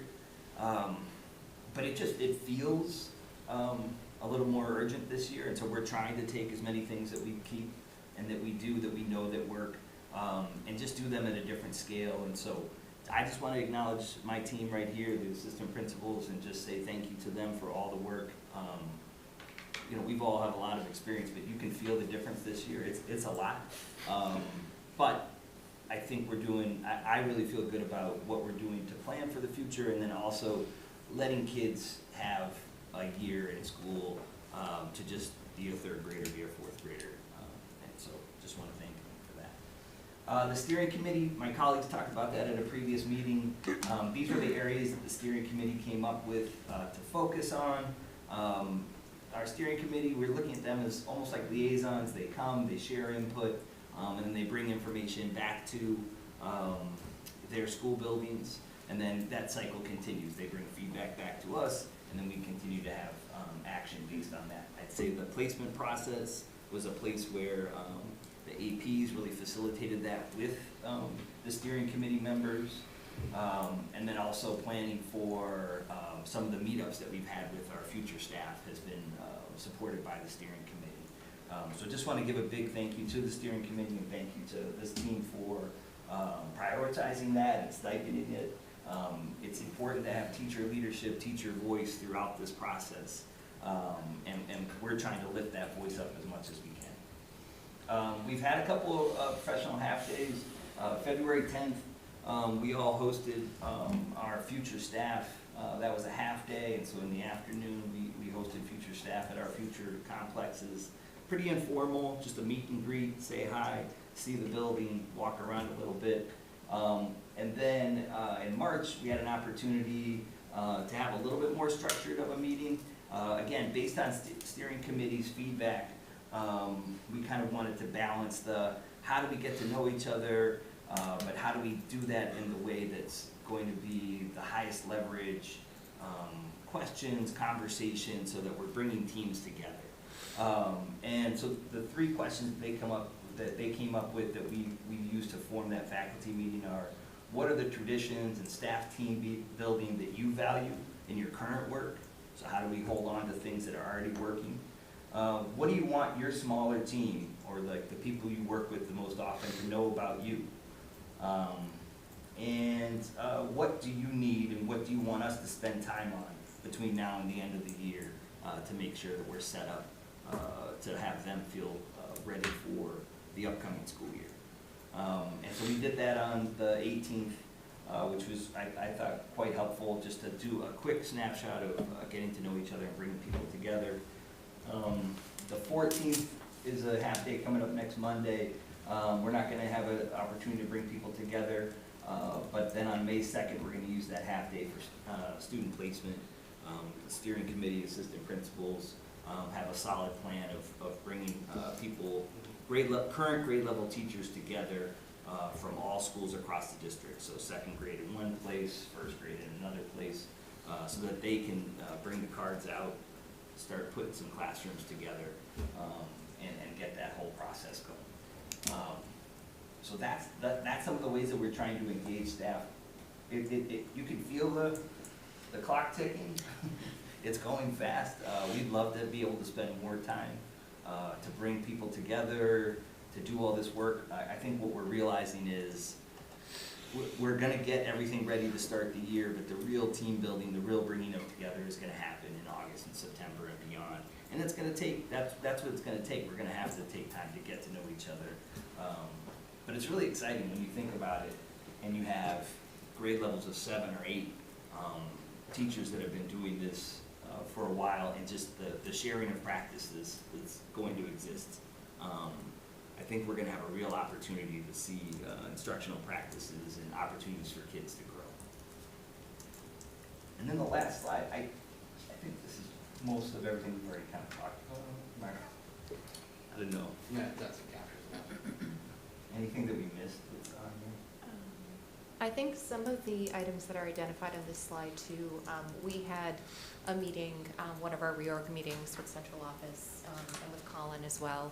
And we took a whiteboard and we just brainstormed everything that was on our minds in terms of communication, placement, planning. I think there's a few things in the planning on the right side that we may not have mentioned. So I know that there's active work around a transition for our libraries. And we've already had visits in terms of looking at space, looking at collections, and there's a 4-phased plan connected to that work that's being identified for the library transitions. I think we continue to examine the flow of traffic, as well as arrival and dismissal procedures. I think those are things we're actively still engaged in discussions about and brainstorming. The identification of curriculum resources in terms of with either teachers shifting grade level or shifting building, making sure that they have the resources that they need connected to curriculum. And that's active work that's still going on. And then the last part as well is just partnering with Patty in lifelong learning and thinking about the spaces she needs in our buildings for, at dismissal, having common meeting places for kids that are transitioning to solutions as we finalize sort of what our mornings and our afternoons will look like. It's continued conversations with her that are ongoing to support that work and coming up with a plan that works for our complexes. So I think those are just some additional things that we might not have.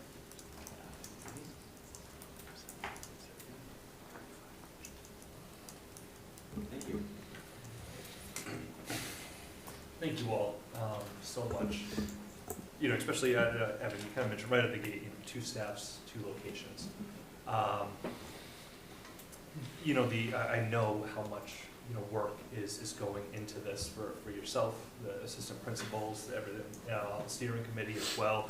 And because the only way you can do all the work that you're doing, as you mentioned multiple times, ensure that every kid still has that complete year is by working, going above and beyond. And so I really appreciate everything that you're doing for this community and for our kiddos this year and to come as well. But with that, we'll start down here. Yeah, just first, bus registration is April 29th. Is that right, Colin? Colin's giving me the thumbs up. And Colin, the first question's for you. Why is it important that people should register on time? Planning, he says. All right, so April 29th, I gotta set a reminder in my phone so everybody else can do that too.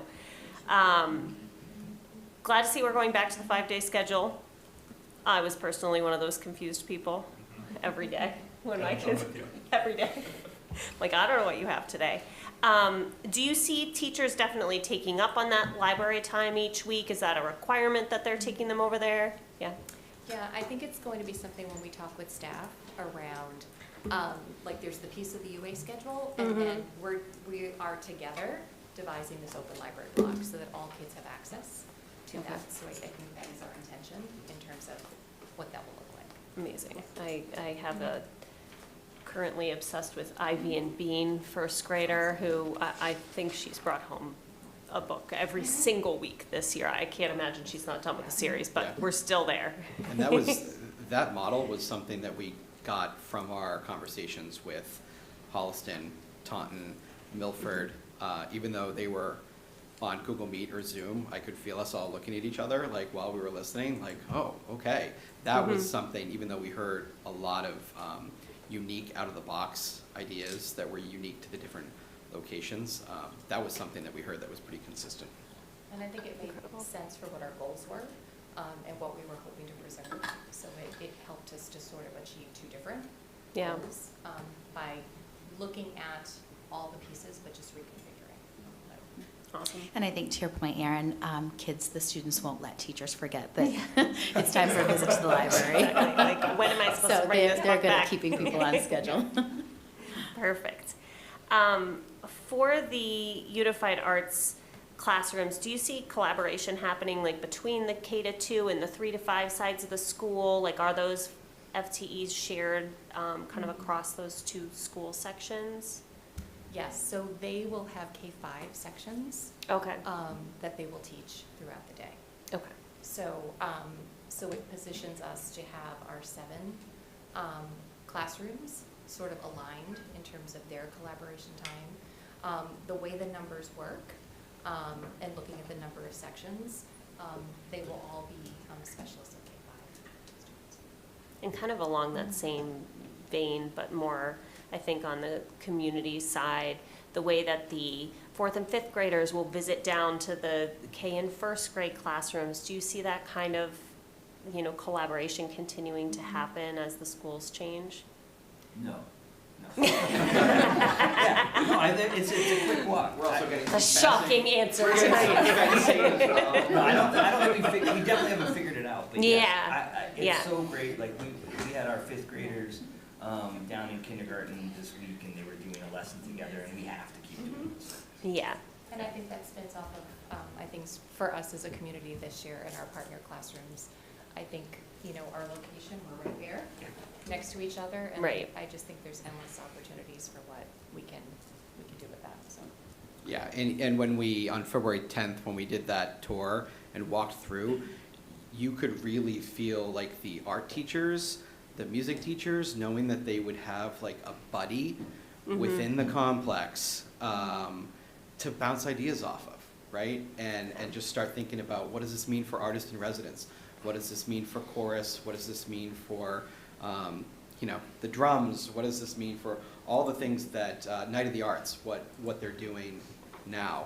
What I would say is, now that they have these kind of new boundaries and new format to live in, trying to get creative and not just say, what are we currently doing that we want to continue to do, but like, what are our boundaries and what are we required to do, and then kind of building up from there. But you could sense as they walked through, like, oh, can we put the art classrooms next to each other, and just like really thinking outside the box.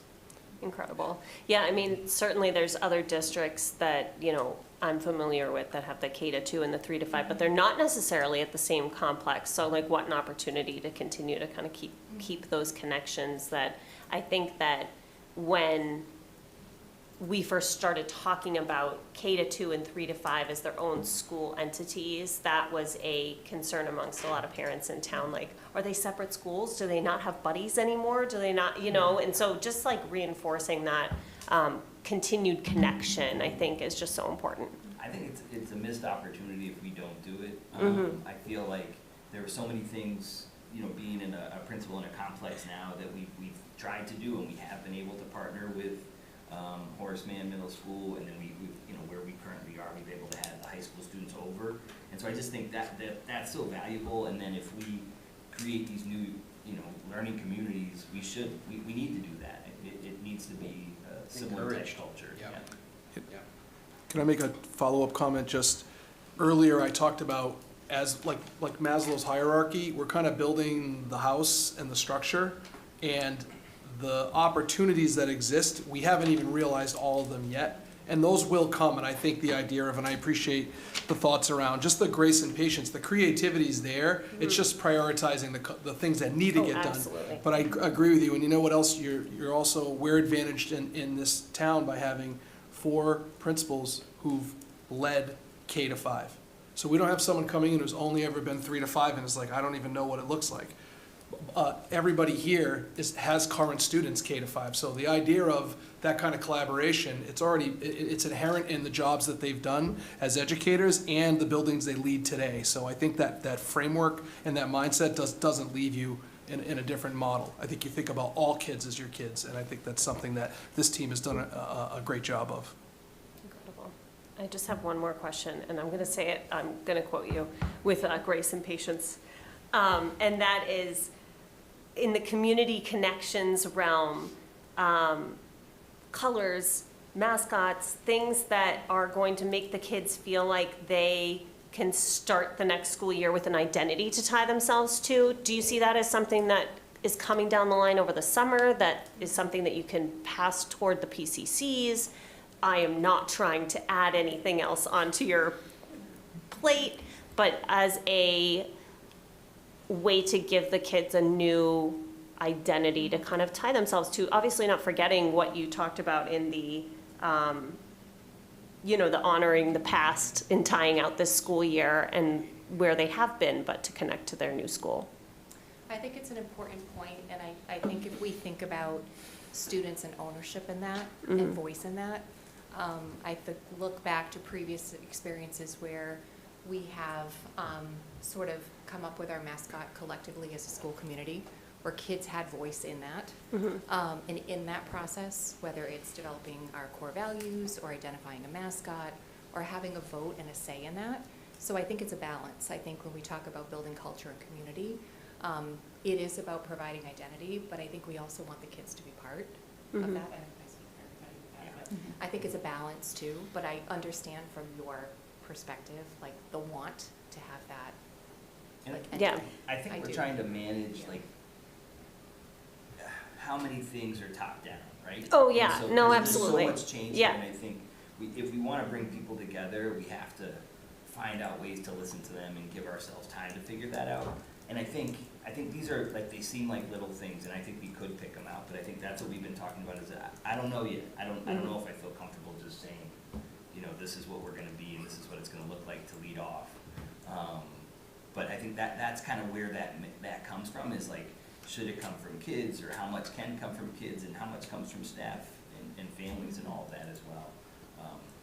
And I think in the same way that, Brad, you said earlier about staff relationships, that, you know, we've had some times where people have come together and we've started to have, you know, facilitate some conversations, but really that organic work is really going to happen when people actually come together in August and September and those months ahead. I think similarly, this will start to happen organically as communities start to form, so. Yeah. To come. Yeah, and I think Okay. one parallel to think about too is like, how would a teacher necessarily start their fall with a new group of students?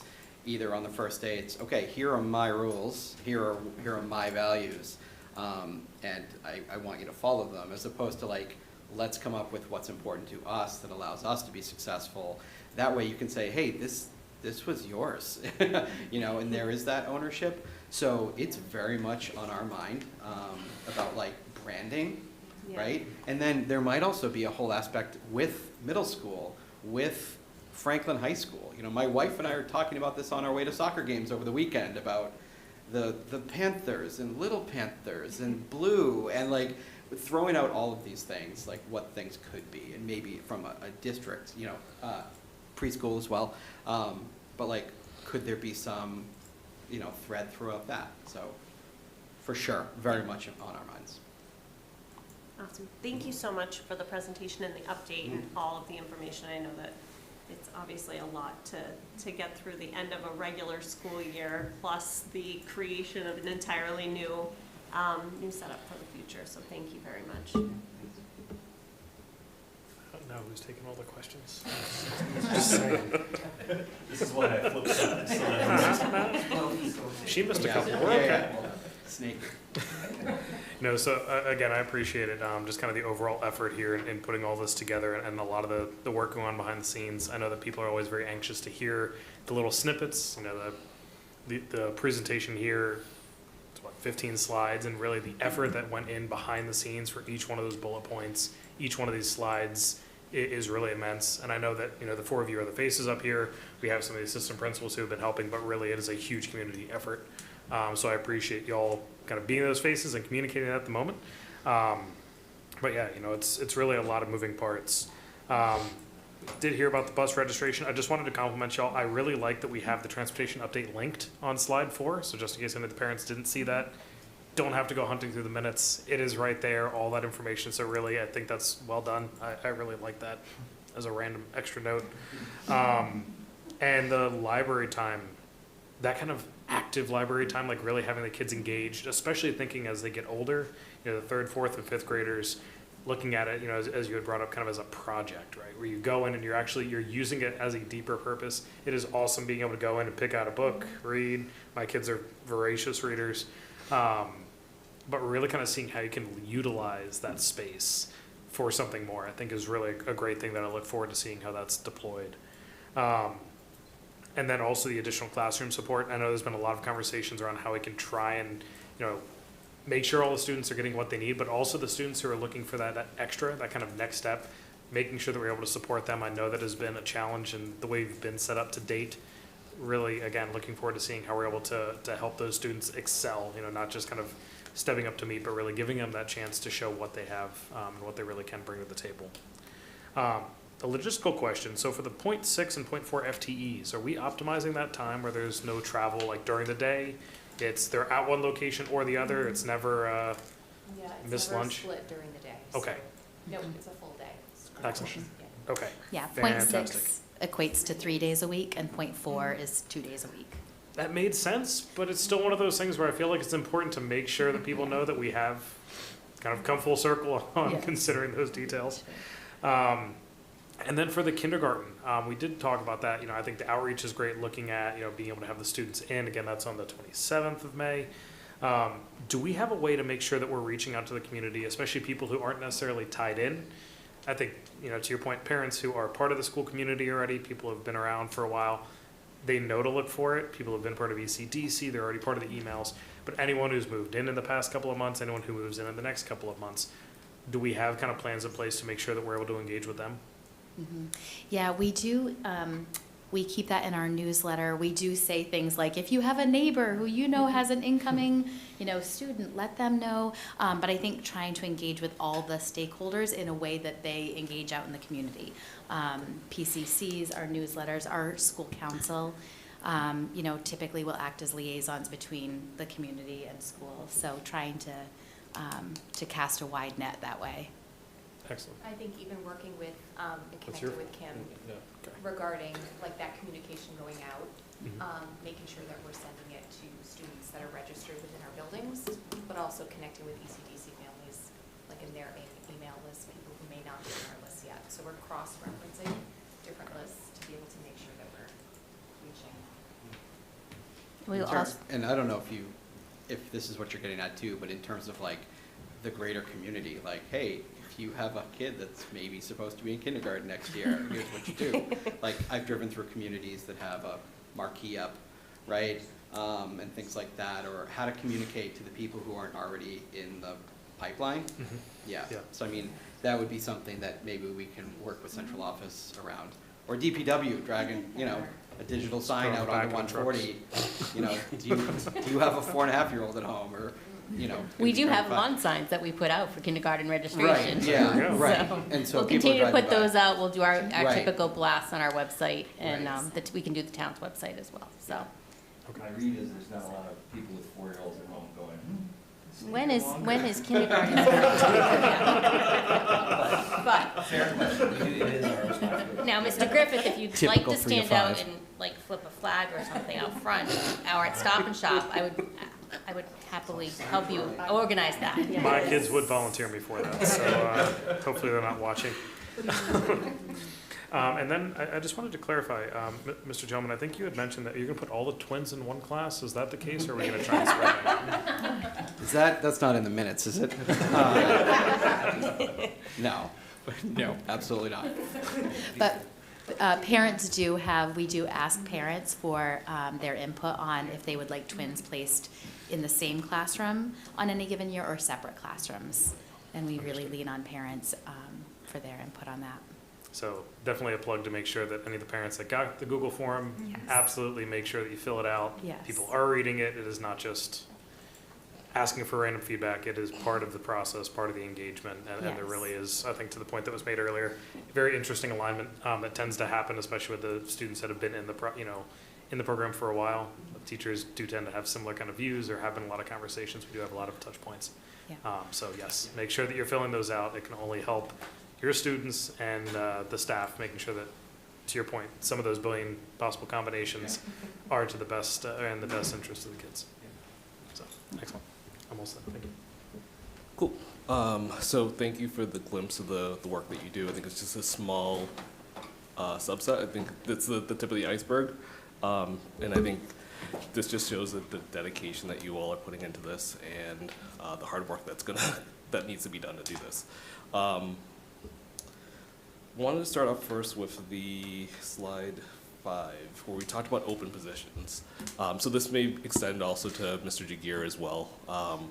So we all know that we have an override on June 3rd, and if the override fails, we've been told that there will be a $2 million reduction of our budget. I guess, how are we handling these open positions? Are these folks being informed that, I guess, what are these folks being informed of? So we took the position to hire for positions that we have in the budget, either currently or that was approved through school committee at this point. One thing we didn't want to do was live in limbo and disadvantage our district by not hiring employees. So this is not one-time funding. This is a budget that was approved based on a number. And one thing, if we waited until June and then started to look, it would be a disadvantage to our students in our system to not try to hire the best for those positions. If an override failed, then we need to do, unfortunately, the work that we have done and look at how would we, where would we reduce or maintain fees or do whatever strategies to try to make up the difference of that. But our approach was to look at, here are the positions in the budget that has been approved. This is our best foot forward. This is what, if we were to hire and fill these positions with the best candidates we can find, this is what our kids deserve, and this is the step we would take to move forward. So that's how we've done it. Okay, yep, and so just want to make it apparent, folks, this is important to go out and vote, support Right. this override, because there's a lot at hand. Correct. So thank you for at least bringing that up in the slides. The next thing I wanted to talk about was the 5-day schedule. I think we all have a sense of what the 5-day schedule is, but I don't think a lot of people do understand what the 5-day schedule and what this current schedule is and kind of the history. So correct me if I'm wrong in any place here. So prior to the last override where we failed, we had a 5-day schedule. No? 2 years. 2 years previously, we had a 5-day schedule. Correct. So that meant that, if I did the math right, over 180 days, they would meet once every 5 days, so about 36 times per year, right? Okay. And then what happened, what did we switch to at that point? Was it a 6-day schedule? So we went to a 6-day schedule 2 years ago, just to maximize. So when we were there, we were in 5 different buildings, which we are now. And just to be able to, the traveling between all those buildings and everything with the current levels of staffing, and with the decrease in classroom sections as well, made it difficult and financially difficult to keep the 5-day schedule. Yep. And so then we proposed to do a 6-day schedule, add technology in, and then it required all specialists besides PE and health to travel 3 days a week. There were 3 days out of a 6-day cycle. So it was just a more efficient way of doing it because we were spread out. But now when we come back, we should be able to do that with the buildings we have. Gotcha. So when we went to the 6 days, it was more financially efficient. Correct. However, from a student perspective, they were getting less services. So they were about now 30 days a year versus that 36 days roughly. I think too, with looking at more having centralized classes across the 4 complexes and being able to look at the schedules and not having the travel embedded, we're able to accommodate that while maintaining our level of FTEs. So we're not adding back, but we were able to make it work. This year, again, I think with the number of sections that we have across both complexes, that it works. Gotcha. Okay. So now we're going back to the 5 days. And then I know you mentioned there would be some travel, but not to the same level that it was previously. Are the FTEs that have to travel, are they specific programs in the Unified Arts, or would it vary across all of them? So it would be a UA connected to each of the disciplines in terms of being able to pick up 2 days of music at Washington or 2 days of art. So it would be across all 5 specialist areas that there would be traveling. Gotcha. Gotcha, okay, cool. And that wasn't clear, so I wasn't sure if it was like a specific person and like these 2 people were the travel folks or? Yep. Okay. Yes. Cool, thank you. And then, I love this show with the schedule, so I know on slide number, I think it's 8, where it broke it out. I think this is a great way to just kind of spread out the schedule, because I know we hear a lot that, kids need to move around, and this is a great alternative to get them to go to a different location, change kind of the scenery, and re-energize themselves. One thing that we've always heard though is about lunchtime, lunch and recess. Is that the same length as it is currently, or were we able to get any? I think we're doing the same. Same? At the Okay. same time. It'll, like, we've been looking at logistics and timing of it, and we're trying to add some transition time on either side, but it'll be largely the same. Gotcha, okay, perfect, thank you. And then, I think I had one more question. Nope, the others got it, so that's it, thank you. Thank you all for, well, first this presentation and for all the work you're doing here.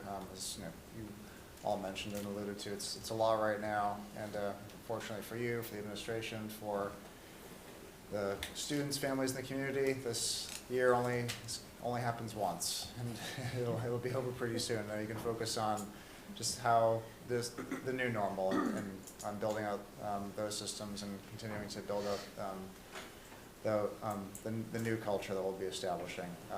Very excited about that, and had some great questions from my colleagues here, and I just want to highlight and thank you for just like the intentionality that you're really showing here in terms of just all the thought that's going through with preparing for this coming year. With the Unified Arts and that scheduling, as I was alluded to, but particularly you mentioned with the cohorts and bringing in and really having some familiarity for the students baked in there, but at the same time integrating those cohorts to create the new school cultures respectively, and then really as we go through that first year and then the subsequent years, they'll just become the new normal for those students as they continue to progress through their educational experience all throughout Franklin Public Schools, and just like that level of detail and that thought, I think it can really put the community and all of us at ease, just to know that you and your teams are really getting into that level of thoughtfulness. So I really appreciate that, and again, all the information here, it's just good for us to see, good for the community to know, and good to know that we're in good hands and our students are in good hands. So thank you very much for all that you've been doing. Hey, thanks for the information. I don't have a lot of questions. I liked what you said about the real building of the culture, because I do hear from the parents about wanting to get going with, because we're dealing in policy upstairs with the naming of the schools and things like that. The larger community is what do you mean that we need to be part of this process? So, but I'm confident we have the right people in the place to build these cultures once you get your crew, in one place. So you're doing two jobs at once right now. So, but I appreciate they mentioned it's taking care of the kids this year too, and making it count. And then the scheduling changes, I'm sure there was a lot of research that went in to try to figure out what the best way to handle this is. And I remember when we were doing the sort of space visioning for what this would look like with the consulting team that came in, some of the slides we saw of some of these really cool forward-thinking schools had this centralized library. So I can kind of appreciate that. And what is that elementary show that's the sitcom that's on Abbott Elementary? I remember the episode with the librarian. It was, I don't know if anyone caught that one, but it was so great. But yeah, I know that a lot of stuff can be done in the library. They can plan their whole lesson for the day in a particular subject and do it in the library, and there's project space, and we can kind of envision a new future. So I thought that was good that you did that. And the only other thing I noted here was, for any of the opening positions, make sure you let Kim Taylor know what's open, because she seems to have a good network of contacts. She's talking to everybody, so. But yeah, no, great information. I'm psyched that all you guys are staying on board in the capacity you are, so it's gonna be a good year, if we can get through this one. And pass this over, dear God, I don't want to think about that. So, thank you. And online as well? Most of the questions asked by my colleagues, and I just want to say that the kindergarten visitation, like you mentioned, only one day. Do you guys really think that one day should be enough for our entire community to check it out and communicate with the administrators as well? Yes, if we think about the numbers we have coming in, instead of, I think traditionally we would do 2 sessions across 2 or 3 classrooms, and instead we'll be doing either 3 or 4 sessions across 2 or 3, 2 to 4 classrooms. So we'll just increase the number of sessions and the number of classrooms where students are doing that visitation simultaneously. So, and we will still do things, traditions like popsicles with principals and things like that. And there's orientation the first day before kindergarten comes back. So they think a lot about all those steps to make sure it isn't just one time, that the kids have multiple acts. Right. Yeah, it's actually the opposite, where we're trying to make sure we're not inviting kindergarten families in too many times, right? But between the orientation, inviting them into, popsicles with the principal type thing, you know, and then the visitation and all that, so plenty of opportunities. Yeah, that's all. It's a great presentation, a lot of work.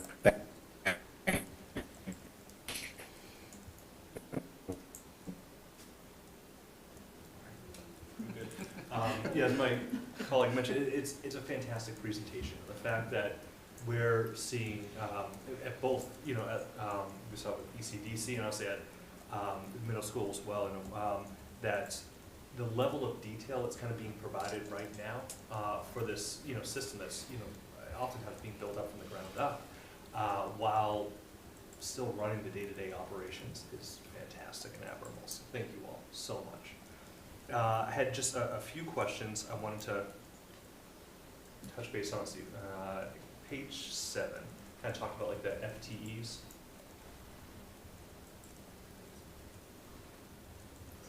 And so just a couple of things, just to make sure we can rather address these questions now before we kind of follow up with them outside. So, you know, over we got Lincoln, teams of 8, Washington, teams of 7. And so smaller population over at Washington. And that's, I'm assuming that the reason why the FTEs are 0.4 at Washington versus 0.6 over at Lincoln. Just, I know that was a big conversation that we had maybe back in March with Colin, talking about the populations and where people are going. Capacity. Yeah, perfect. Just so that way folks maybe at Washington don't think that they're getting slighted by the number of academic opportunities their kids have. It's just strictly based on the population change. Yeah, and it's the way the numbers of sections work out. So we have to share 12 sections of UA a day that we're over at Lincoln, but Washington needs. So that's where we get the 2 days of, where we get the 0.4. Perfect, thank you. And then also just to make sure, so we got like Lincoln has 5 dedicated, Washington 5 dedicated, and then the next slide, like bullet pipe right beneath it, it's 5 that are being split. Correct, so it's just a total of 15 FTEs that we're looking at, not 20 that have an easier schedule, so, thank you. And something else, this is on like one of the last slides, kind of talked about like those next steps, like arrival dismissal procedures. And just like the last slide, arrival dismissal procedures and timing. I know there's been a lot of questions about like timing of drop-off and pickups. Is it going to be different from, you know, K to 2 versus 3 to 5? Can you just, I'd love to be able to make sure to nix any of those questions before they percolate. Our plans to have the same starting time for the buildings. So K2, 3, 5 would start at the same time. Perfect. Thank you. I love just the repetition. Yep. It's helpful, so thank you. And then lastly, I loved when you talked about the classroom placement and looking at it with the cohorts as we kind of move forward. I know that, you know, last spring of '24, when, you know, we were really kind of talking about this whole process and kind of authorizing the green light to do all of this work, that was one of the questions that we were hearing was, well, if, you know, my kid is going here, what if they're, you know, in classrooms exclusively of students that they have never seen before, they don't know, at least in the classroom. So just to be able to kind of hear it from all of y'all, I know that it was already going to be something that you guys were considering, but it's terrific to be able to just kind of hear that, and I really hope for some of the families that are out there listening, you know, it takes away some of that anxiety as well, that I'm feeling. I think it's also, sorry to interrupt, I think it's also really important to note and to reiterate that in the same way we're trying to mirror procedures in the past, that one of the reasons why this is such a complex and iterative process is that from the very start, it's the teachers who are most familiar with their current students who have the heaviest hand in that process. They know their students the best. They're the ones creating those initial groups. They're the people we really lean on when trying to create those balanced classrooms. And they're also the people that are looking out not just for academic groupings and matches, but, you know, a travel buddy who has a good, you know, social connection. So it is so complex and iterative to start, but also because they're looking at all of those layers for students. I also too want to thank our team chairs. I think they're playing an invaluable part right now in terms of their collaboration with each other, in terms of looking at services related to IEPs, and that transition for students. So I just wanted to mention them too, because I think they're doing a lot of that initial work along with us. Good with call. developing Yeah. cohorts. That's really complex. When you start diving in, like placement is difficult as is, and now we're finding out how difficult it is. And that's a lot with like caseloads and how many service minutes in different grades. It's really a big task, and they're helping us out a lot, so. One additional thing to add too is, like, while there's a search for that familiarity, we're all equally excited for the opportunities that a lot of these students will have to like find their people, their new people too, right? In a building like where, you know, Mrs. Harvey and I are each day, 40 kiddos in a grade level, after 3, 4, 5 years together, with just 2 sections, you know, they become a little bit more like siblings, right? And so we're very excited for kids to be able to branch out and find their people, and maybe have a little bit more of an opportunity to do that too. That's wonderful. Thank you all so much. This was fantastic. Okay. Thank you.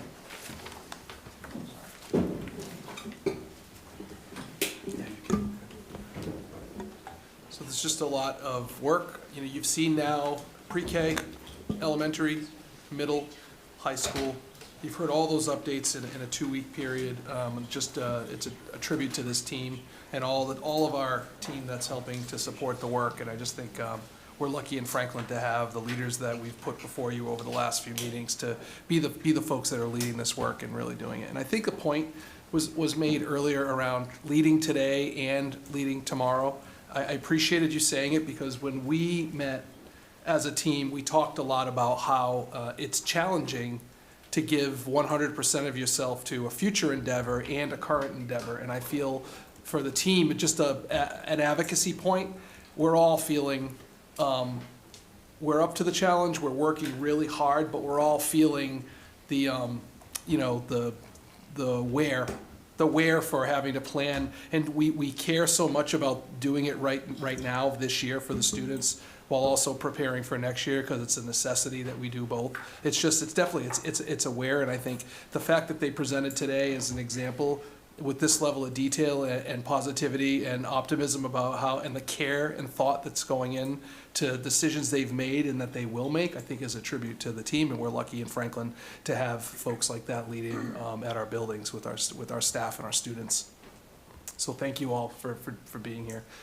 I'd love to cut them loose, because where is a real thing. So if you're okay with that, Chairman? Absolutely. Okay. Of course. Thank you all so much. Have a great night. Thank you, everyone.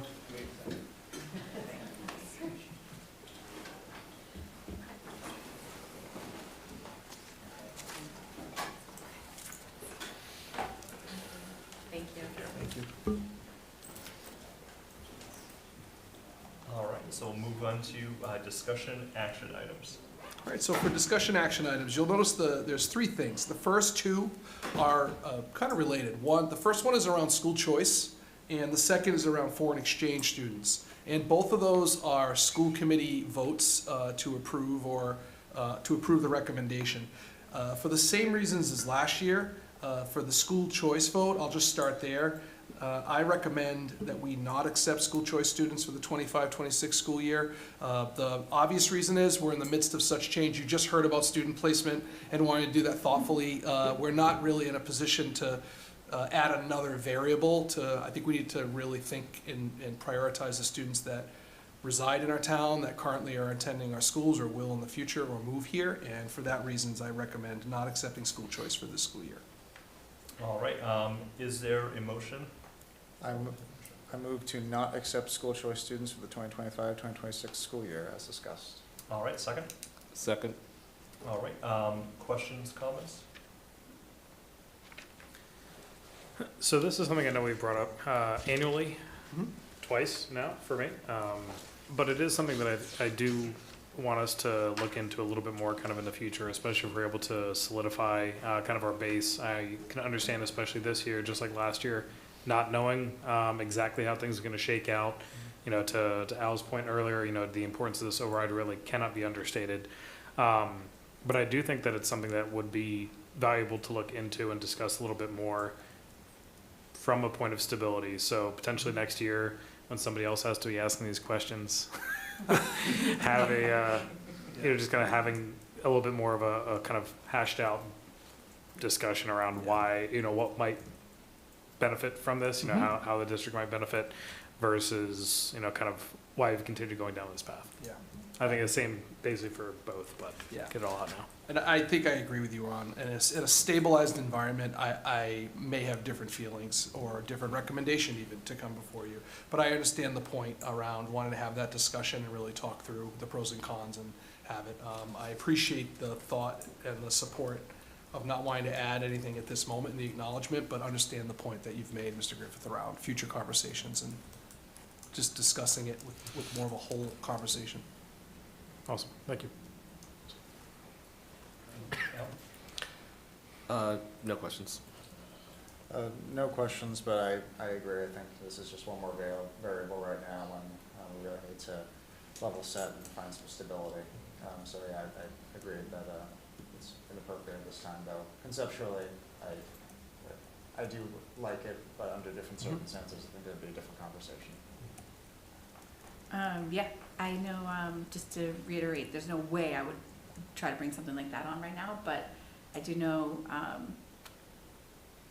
I know Celia Courtwright specifically, and I were working on numbers with this, and I know she met with Jana at one point and talked about this, and it did look like where the enrollment's kind of going like this, that center spot, where like 7th to 9th grade, and she calculated some math, so it's worth exploring, and there's some pretty solid constituents out there doing some of the heavy lifting and thought, to bring you something decent, maybe to check out in a year or two. So, thanks. Thanks. But yeah, I would never ask you guys to take on more students right now in this, but yeah. And online? No question for this. Thank you. Perfect. And, yeah, I agree with my colleagues as well. I know we spoke about this because it's, it's now come up a couple of years, and there's that revenue side. But yeah, just right now with the instability and the kind of unknown what's going forward. But I really do see a lot of potential next year with this reorganization. Because when we, as Vice Chair McNeil mentioned this a couple of months ago, I had a great comment. You add one extra student, the teacher's salary doesn't change. You remove one extra student, the teacher's salary doesn't change. That overhead is already kind of built in, and with this reorganization, and if we're able to fix this structural deficit as well and get a stable budget from year over year, we stabilize this, and it just continues to offer up more revenue opportunities as well, like this. So it'll be interesting in years to come. But any other discussion? The math too, I should point out, it was like $500 to $600 grand for 30 students, and I think it was like the 9th grade that we were looking at as like a model to kind of play around with. I don't want to frighten. I see like I don't want to go down in history as like the anti-school choice person. I was a principal of a district that did school choice. I'm not against it. I think you have to know. It's almost like when you're signing off on a mortgage. You have to know every aspect. When you accept a school choice, you keep a school choice for the whole time of the duration. Right. There's a lot of other pieces to consider, and it's not that it's a no. It's just, it's like I think the point that I'm getting is let's have an informed conversation about the whole picture, and then ultimately it's the purview and the authority of the school committee to decide whether you would want to do that. The other piece is you can recommend specific grade levels, to your point, around where there's openings or a wide gap in under-enrolled grades. So I think there's ways to look at it that we can certainly talk about and do, and I appreciate the comments around this year and the uniqueness we're in right now. All right, terrific. Then vote will come on a roll call. Gallagher? Yes. Griffith? Yes. Charles? Yes. McNeil? Yes. O'Sullivan? Yes. Sampal? Yes. And Callahan, yes. Motion passes. Great, thank you. Next, I have the foreign exchange student vote, and a policy is attached in your packet. It's JFABB, and basically this policy talks through kind of the criteria around foreign exchange students. While the district nor the town are liable for any expenses related to this, this is not a school choice type mechanism where you receive funding for a student. But for the same reasons as above, this particular year, I am recommending that we not accept foreign exchange students for the 25-26 school year as discussed. Entertain a motion? Move to not accept foreign exchange students for the 2025-2026 school year as discussed. Second? Second. All right, questions, comments from the committee? Online? All good. All right, roll call vote, Gallagher, Yes. Griffith, Yes. Charles, Yes. McNeil, Yes. O'Sullivan, Yes. Sampali, Yes. and Callahan, yes. Excellent. Okay. For second reading, I recommend adoption and elimination of the following policies as discussed. Second reading for the ACA non-discrimination on the basis of sex, and elimination of ACA-R non-discrimination on the basis of sex under Title IX under sex-based harassment. Entertain a motion? Move to adopt and eliminate the policies as discussed. Second? Second. Discussion, questions? Just clarification point on the underlying driver of this. The presidential executive orders. Thank you.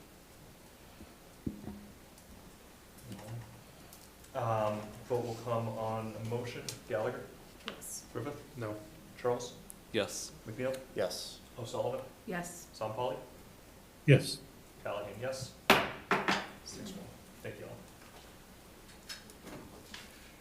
all. All right, discussion only items, grants update. Okay, so I'm going to kick it over to Ms. Malati. This was there's a memo in your packet around grants, their purpose, and some of the numbers and figures associated with them. I'll kick it over to Jana to share. You had asked for this last school committee meeting, so we're just following up on that request. Thank you. Good evening, everyone. Per your request, I am providing you with the breakdown of the grants awarded to the Franklin Public Schools for the FY25 school year. You can see in your packet a summary of the amounts awarded by each grant and what expenses we incurred thus far. I will go over each grant pretty quickly and give you the bottom line overall of awarded and expended today. So you see Title I, which provides additional funds to school districts with high numbers of low-income students, with the goal of making sure every child can access a good education, no matter their economic situation. Title II offers additional resources to school districts to enhance support systems for quality teaching and leadership. Title III supports English learners by helping them become fluent in English and meet state academic standards. Title IV provides districts with funds to build capacity and ensure all students have access to a well-rounded, high-quality education. Then you come to the Special Education Grants. The IDEA, Individuals with Disabilities Education Act, provides funding to make sure that eligible students with disabilities can access a free and suitable public education. And then you jump onto the Innovation Career Pathways Planning and the Program Development, Growth and Enhancement, which aims to supply resources for the creation, expansion, and execution of innovation career pathway programs. They are recognized by the state. Then you see the Project Lead the Way for the high school, which is an initiative that offers professional development, curriculum materials, instructional resources, and support for teachers to implement the Project Lead the Way biomedical science curriculum within the healthcare and social assistance innovation career pathway. And the Project Lead the Way for the middle school, it's an initiative that provides professional development, curriculum materials, instructional resources, and support for educators to introduce additional applied learning programs from Project Lead the Way. And last but not least, the Visiting Author Grant from the Franklin Cultural Council, which is a program that offers great benefits such as encouraging literacy as a core value in middle schools. Thanks to the generous support from the Franklin Cultural Council, this program will extend into FY26 The overall awarded amount for all these grants, it's $1,683,087. And the expenses incurred thus far, it's $735,783.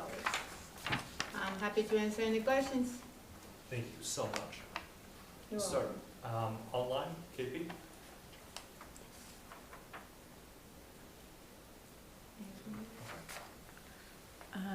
No, I don't have any questions. Well, first of all, thank you for this information.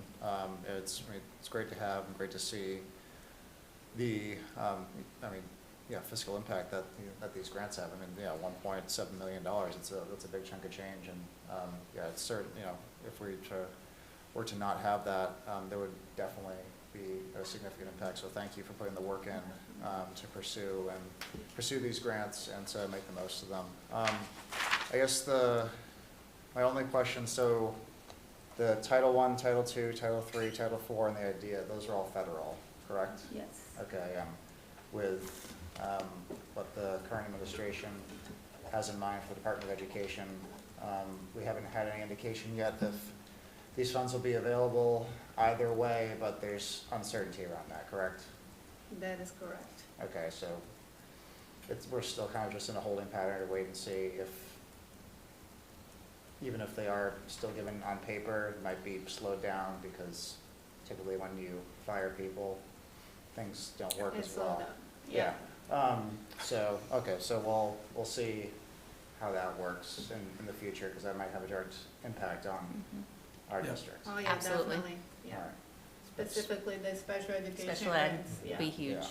Yeah, we Yeah. fund 35 ESPs with that grant, so. As well as supplies and materials for students and programming, professional Yeah. development, lots of things. Thank you. No questions, thank you. None for me, thanks. Really, also, thank you so much, especially, I know we'll hear from time to time, these financial, issues going on with the schools, why don't you just go and get more grants? And you are, and we're still having financial difficulties, like, the cost of doing business is increasing, year over year, and, you're doing a phenomenal job, your entire team, to save, this community, the taxpayers, a substantial amount of money through this reorganization process. And as, all my colleagues mentioned, we do have on June 3rd, the community has that opportunity to figure out, do they want to solve this structural deficit, or do they want to incur an additional $2 million worth of cuts to the school? So thank you very much for putting this together. I think it's very helpful, and we'll throw it out at the FinCom meeting. They'll love to see that outside of the box thinking. All right, school committee information matters. Superintendent evaluation. You have an update, believe it or not. Look at that. We finalized that the superintendent will be presenting his evidence for his evaluation at the May 13th school committee meeting. Members will then have until the end of the month to complete the superintendent evaluation, so it'll be a little under 3 weeks at that point. And the subcommittee will meet during the first week of June to assess the data and have the report finalized for a vote on the June 10th school committee meeting. So we actually have an update there. All right, excellent. And what about budget? No updates on the subcommittee level, but again, just so the community is aware, there are some other important town-wide budget dates to keep in mind. So FinCom, they're having their budget hearings April 28th, 29th, and May 1st. I believe the school committee date is the 28th. And then the town council, they'll be having the hearings on the 21st and the 22nd. So just important things to keep in mind, just as it all exists in the budget ecosystem of the entire town, that picture. And then lastly, please vote yes on June 3rd. Thank you. Policy. With policy, and I should mention, with the vote that we just had, I know because it sounds a little harsh to be taking away certain protections, we do still maintain state protections. I think that's important for just anyone who's listening online to think we're not just completely abandoning ship here. The thing that I wanted to bring up about policy was we had a vote tonight to bring a reading to the full committee around the potential of naming now that we're having Franklin Middle School and Franklin High School, and we're eliminating the Horace Mann name, we had talked about maybe not doing that, but it was all just very kind of like, let's get the paperwork in, let's figure this out. And then we did receive a letter from the town council that was signed by all council members, just kind of reiterating what a lot of us have already talked about with like different parents and stakeholders. So I think the thought is, and it'll be prepared for probably the next meeting, that we'll have a vote to name it the area, the fields, and the campus, so to speak, of the high school and middle school would be the Horace Mann campus with Franklin Middle School and Franklin High School and Pisani Field and, you know, all that. So just to kind of keep the Horace Mann legacy very much alive in Franklin, just because a lot of other towns use the namesake and we should take ownership of it. And the thought was education should be our brand. So anyway, we moved that forward tonight. So that's what's coming on policy. And we're also discussing the Remington name. We had the Historical Commission come together, or Dave visited the Historical Commission, and we had people come tonight.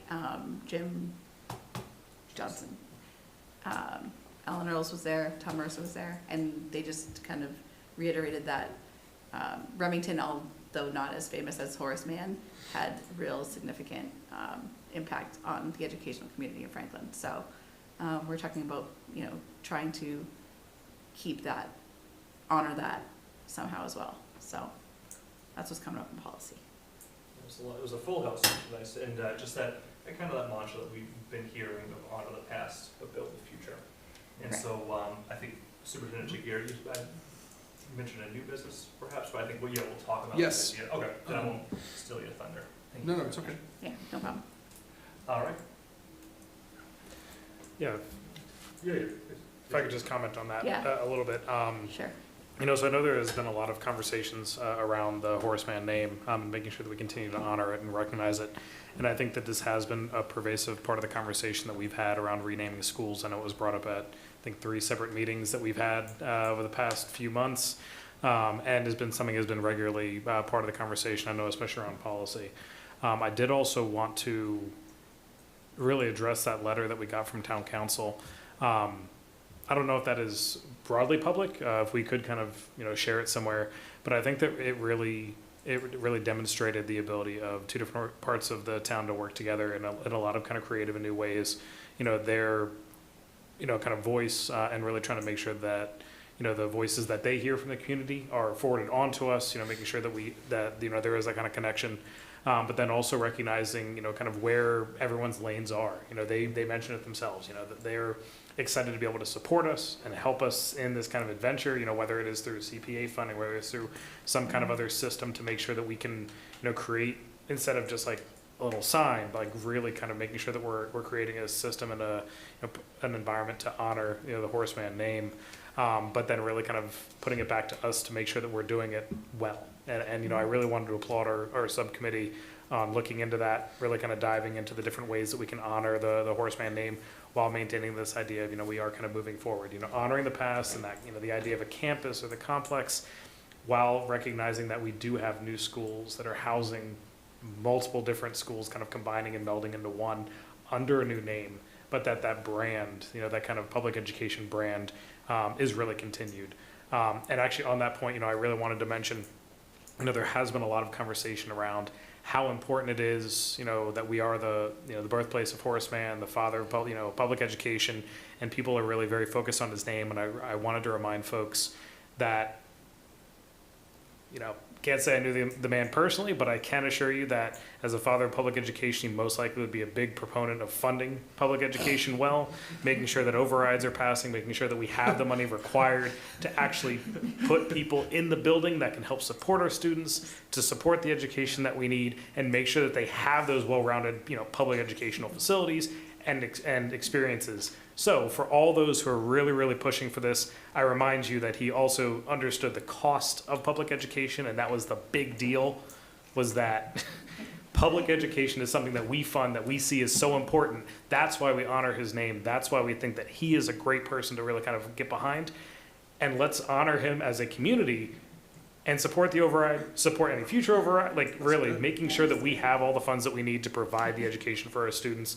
But back on topic, I appreciate the idea about trying to honor him on the kind of a campus-wide concept. Appreciate the town council's support of kind of our role in this and looking for ways that they can help with us. And I really look forward to really kind of taking them up on that offer and seeing what we can do for the schools and for the town's history. For sure. And you couldn't have said it better, because that was my reaction, was like, that's what I've been saying for 2 years. This should be our brand as we're rebranding and everything. Like, come on, we have to support the schools. So thanks for saying that, you know, because I wanted to be gracious and grateful that this is what's happening, without being frustrated, you know. So thanks. All right, thank you very much. Let's see, community relations. So community relations, I can't speak, it's been late. Community relations, we had our monthly newsletter that had gone out the beginning of this month. Our next one will go out on May 1st. We will include what we've heard about tonight and also some promo for the kindergarten days as well. So that will be in there. That's what I was trying to tell you earlier. So we will get that out there through our channels also. We are next meeting on, what day is that? It's next week. Hold on a second. I gotta look at my calendar. So many stuff going on. Yeah, Thursday the 17th, where we will talk about the May newsletter. We'll talk about Strawberry Stroll. Thank you all for accepting those RSVP invites for Strawberry Stroll. But once I get more information, we'll figure out, you know, who can do what. I did get confirmation from the high school that they are going to do the magnets again. So they are designing it. We'll vote on it like we did last year, and we'll let you know what we get. So that's it. All right, terrific. And joint PCC. Joint PCC, we are meeting on the 16th. So we'll see what the PCCs have for an update of what they've been doing for the reorganization and any new topics to discuss. Excellent. All right. KP Online, SWAC. SWAC has not happened this week, next one. Okay, thank you. Mental health. Yeah, mental health didn't meet since last meeting again, so. Okay. And then liaisons? We haven't met since our last, though I think, you know, we've all heard an update on some of the things happening in the schools tonight.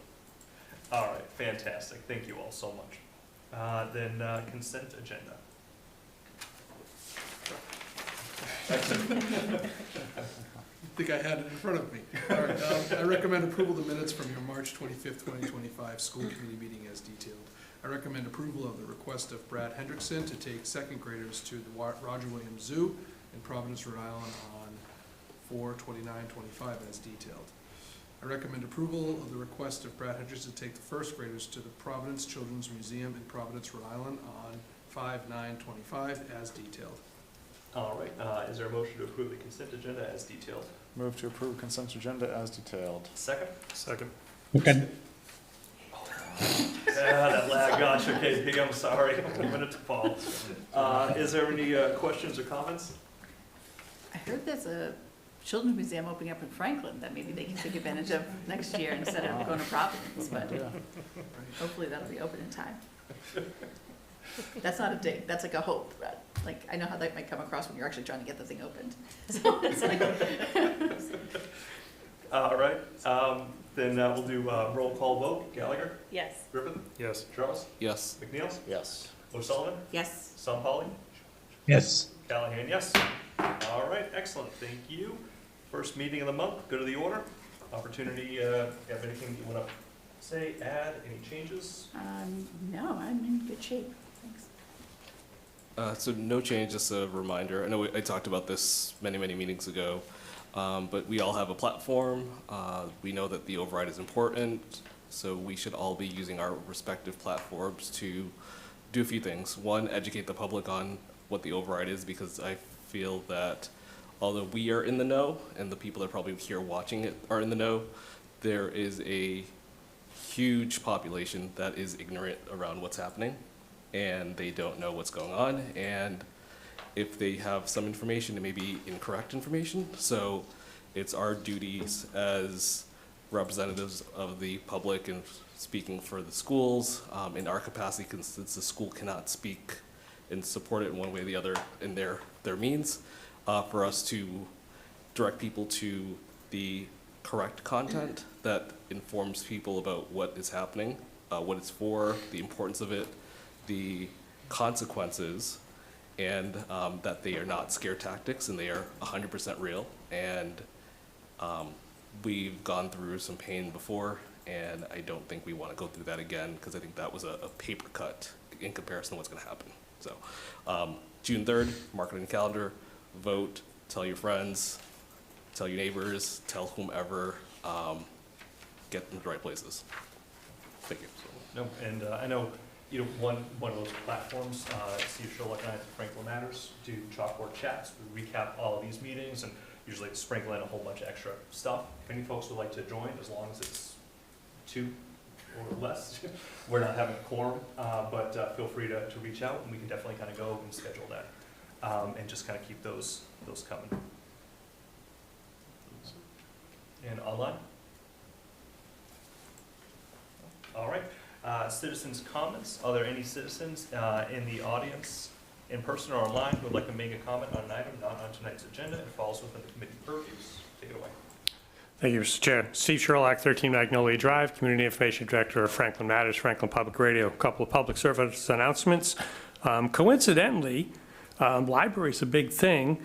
We did have an interview with Aaron O'Leary, Pam Allard, and Bree Como. That audio will be coming out.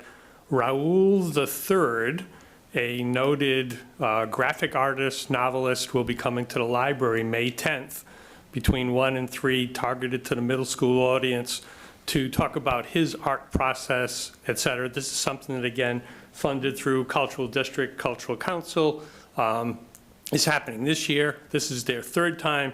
Great audio. That's coming out this week. Also setting up, again, library focused, about the Blast, bringing libraries and schools together, again with Erin, but with Kaylee at the library. That's date TBD, but that'll be coming.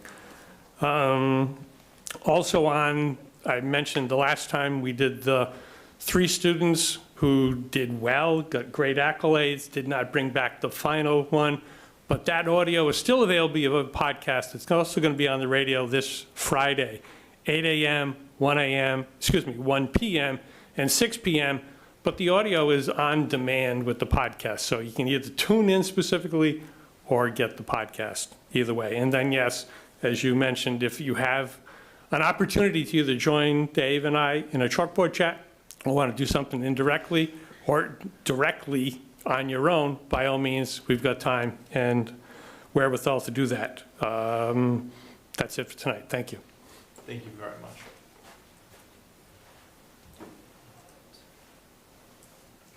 Nobody online, nobody else? All right, new business. Next meeting, you can expect an update on the elementary report cards that we have previously shared. It'll be a revisit with the progress update as well, and then a vote to follow to be in the discussion action. There'll be other items as well, but that's the most important one. We got next meeting, April 29th. April 29th is the Yeah, next maybe meeting. we'll put a little 5-minute recess for folks to sign up for transportation during the meeting. It's incredible. What a great opportunity. I do. Yeah, so I do have a question. So I know, Mr. Jagier, you'd mentioned, I know, on the whole override topic and potential cuts, I know you'd mentioned that you don't want us to get into the specifics around like what would be cut per se. Like people? Yeah, but could we like look to get something sooner than later of like what we would expect to see or numbers or something? You know, like this. Yeah, we can put together, I think I understand what you're asking. We can put together to provide as much clarity as possible around, I appreciate you saying you understand why we wouldn't want to get into naming individuals or positions, but just general, you know, to the detail that we can provide, we can put something together. Okay, great, thank you. It'll probably build off of that one-page document that we've circulated that had like the number, and then it did list some of the categories, but I'll just take another pass at it and see if there's anything else we can do to provide more detail. Thank you. Happy to do that. Because I think it's stuff like that, you know, when we had the student fees for like athletics and such, that at least it's something tangible. Even though, you know, it had that watermark across it to say, this is just being discussed, you know, decisions have not been made, at least folks can now kind of go, and as they're trying to figure out, you know, how do I want to go, how am I going to vote, how am I going to spend my tax dollars, they can look at it and say in black and white, well, you know, if the structural deficit is not solved, this is exactly how much I'm going to be paying for baseball, for football, for soccer, and so on and so forth. Because In again, all addition this, to 2 everything. million in reductions, in addition to. Right. Right. Because, you know, all these, it's not scare tactics, it's just scary facts that exist, and people kind of have to understand that. So as much as you may be able to do, Sure. would be fantastic. All right. Then, now, Can I mention one more thing? go ahead. I'm so sorry. I forgot, I wanted to let everybody know that tickets for Empty Bowls are on sale, April 1st. I know it's a big popular event, and we like to sell it all out, so you can get tickets online at the franklinfoodpantry.org. So just want to give them a quick plug. Thanks. Excellent. All right, now finally, we will be adjourning to executive session and will not be returning to open meeting pursuant to Mass General Law, Chapter 30A, Section 21A3, to discuss strategy with respect to collective bargaining with the FEA, van drivers, cafeteria, ESP, LPN, and secretary units as an open meeting may have a detrimental effect on the bargaining position of the school committee, and the chair so declares. B, pursuant to Mass General Law, Chapter 30A, Section 21A2, to conduct strategy sessions in preparation for negotiations for non-union personnel, or to conduct collective bargaining sessions or contract negotiations with non-union personnel. Is there a motion to adjourn to executive session? Motion to enter executive session. Second. Second. All right, roll call. Gallagher. Yes. Griffith. Yes. Charles. Yes. McNeil. Yes. O'Sullivan. Yes. Sam Polly.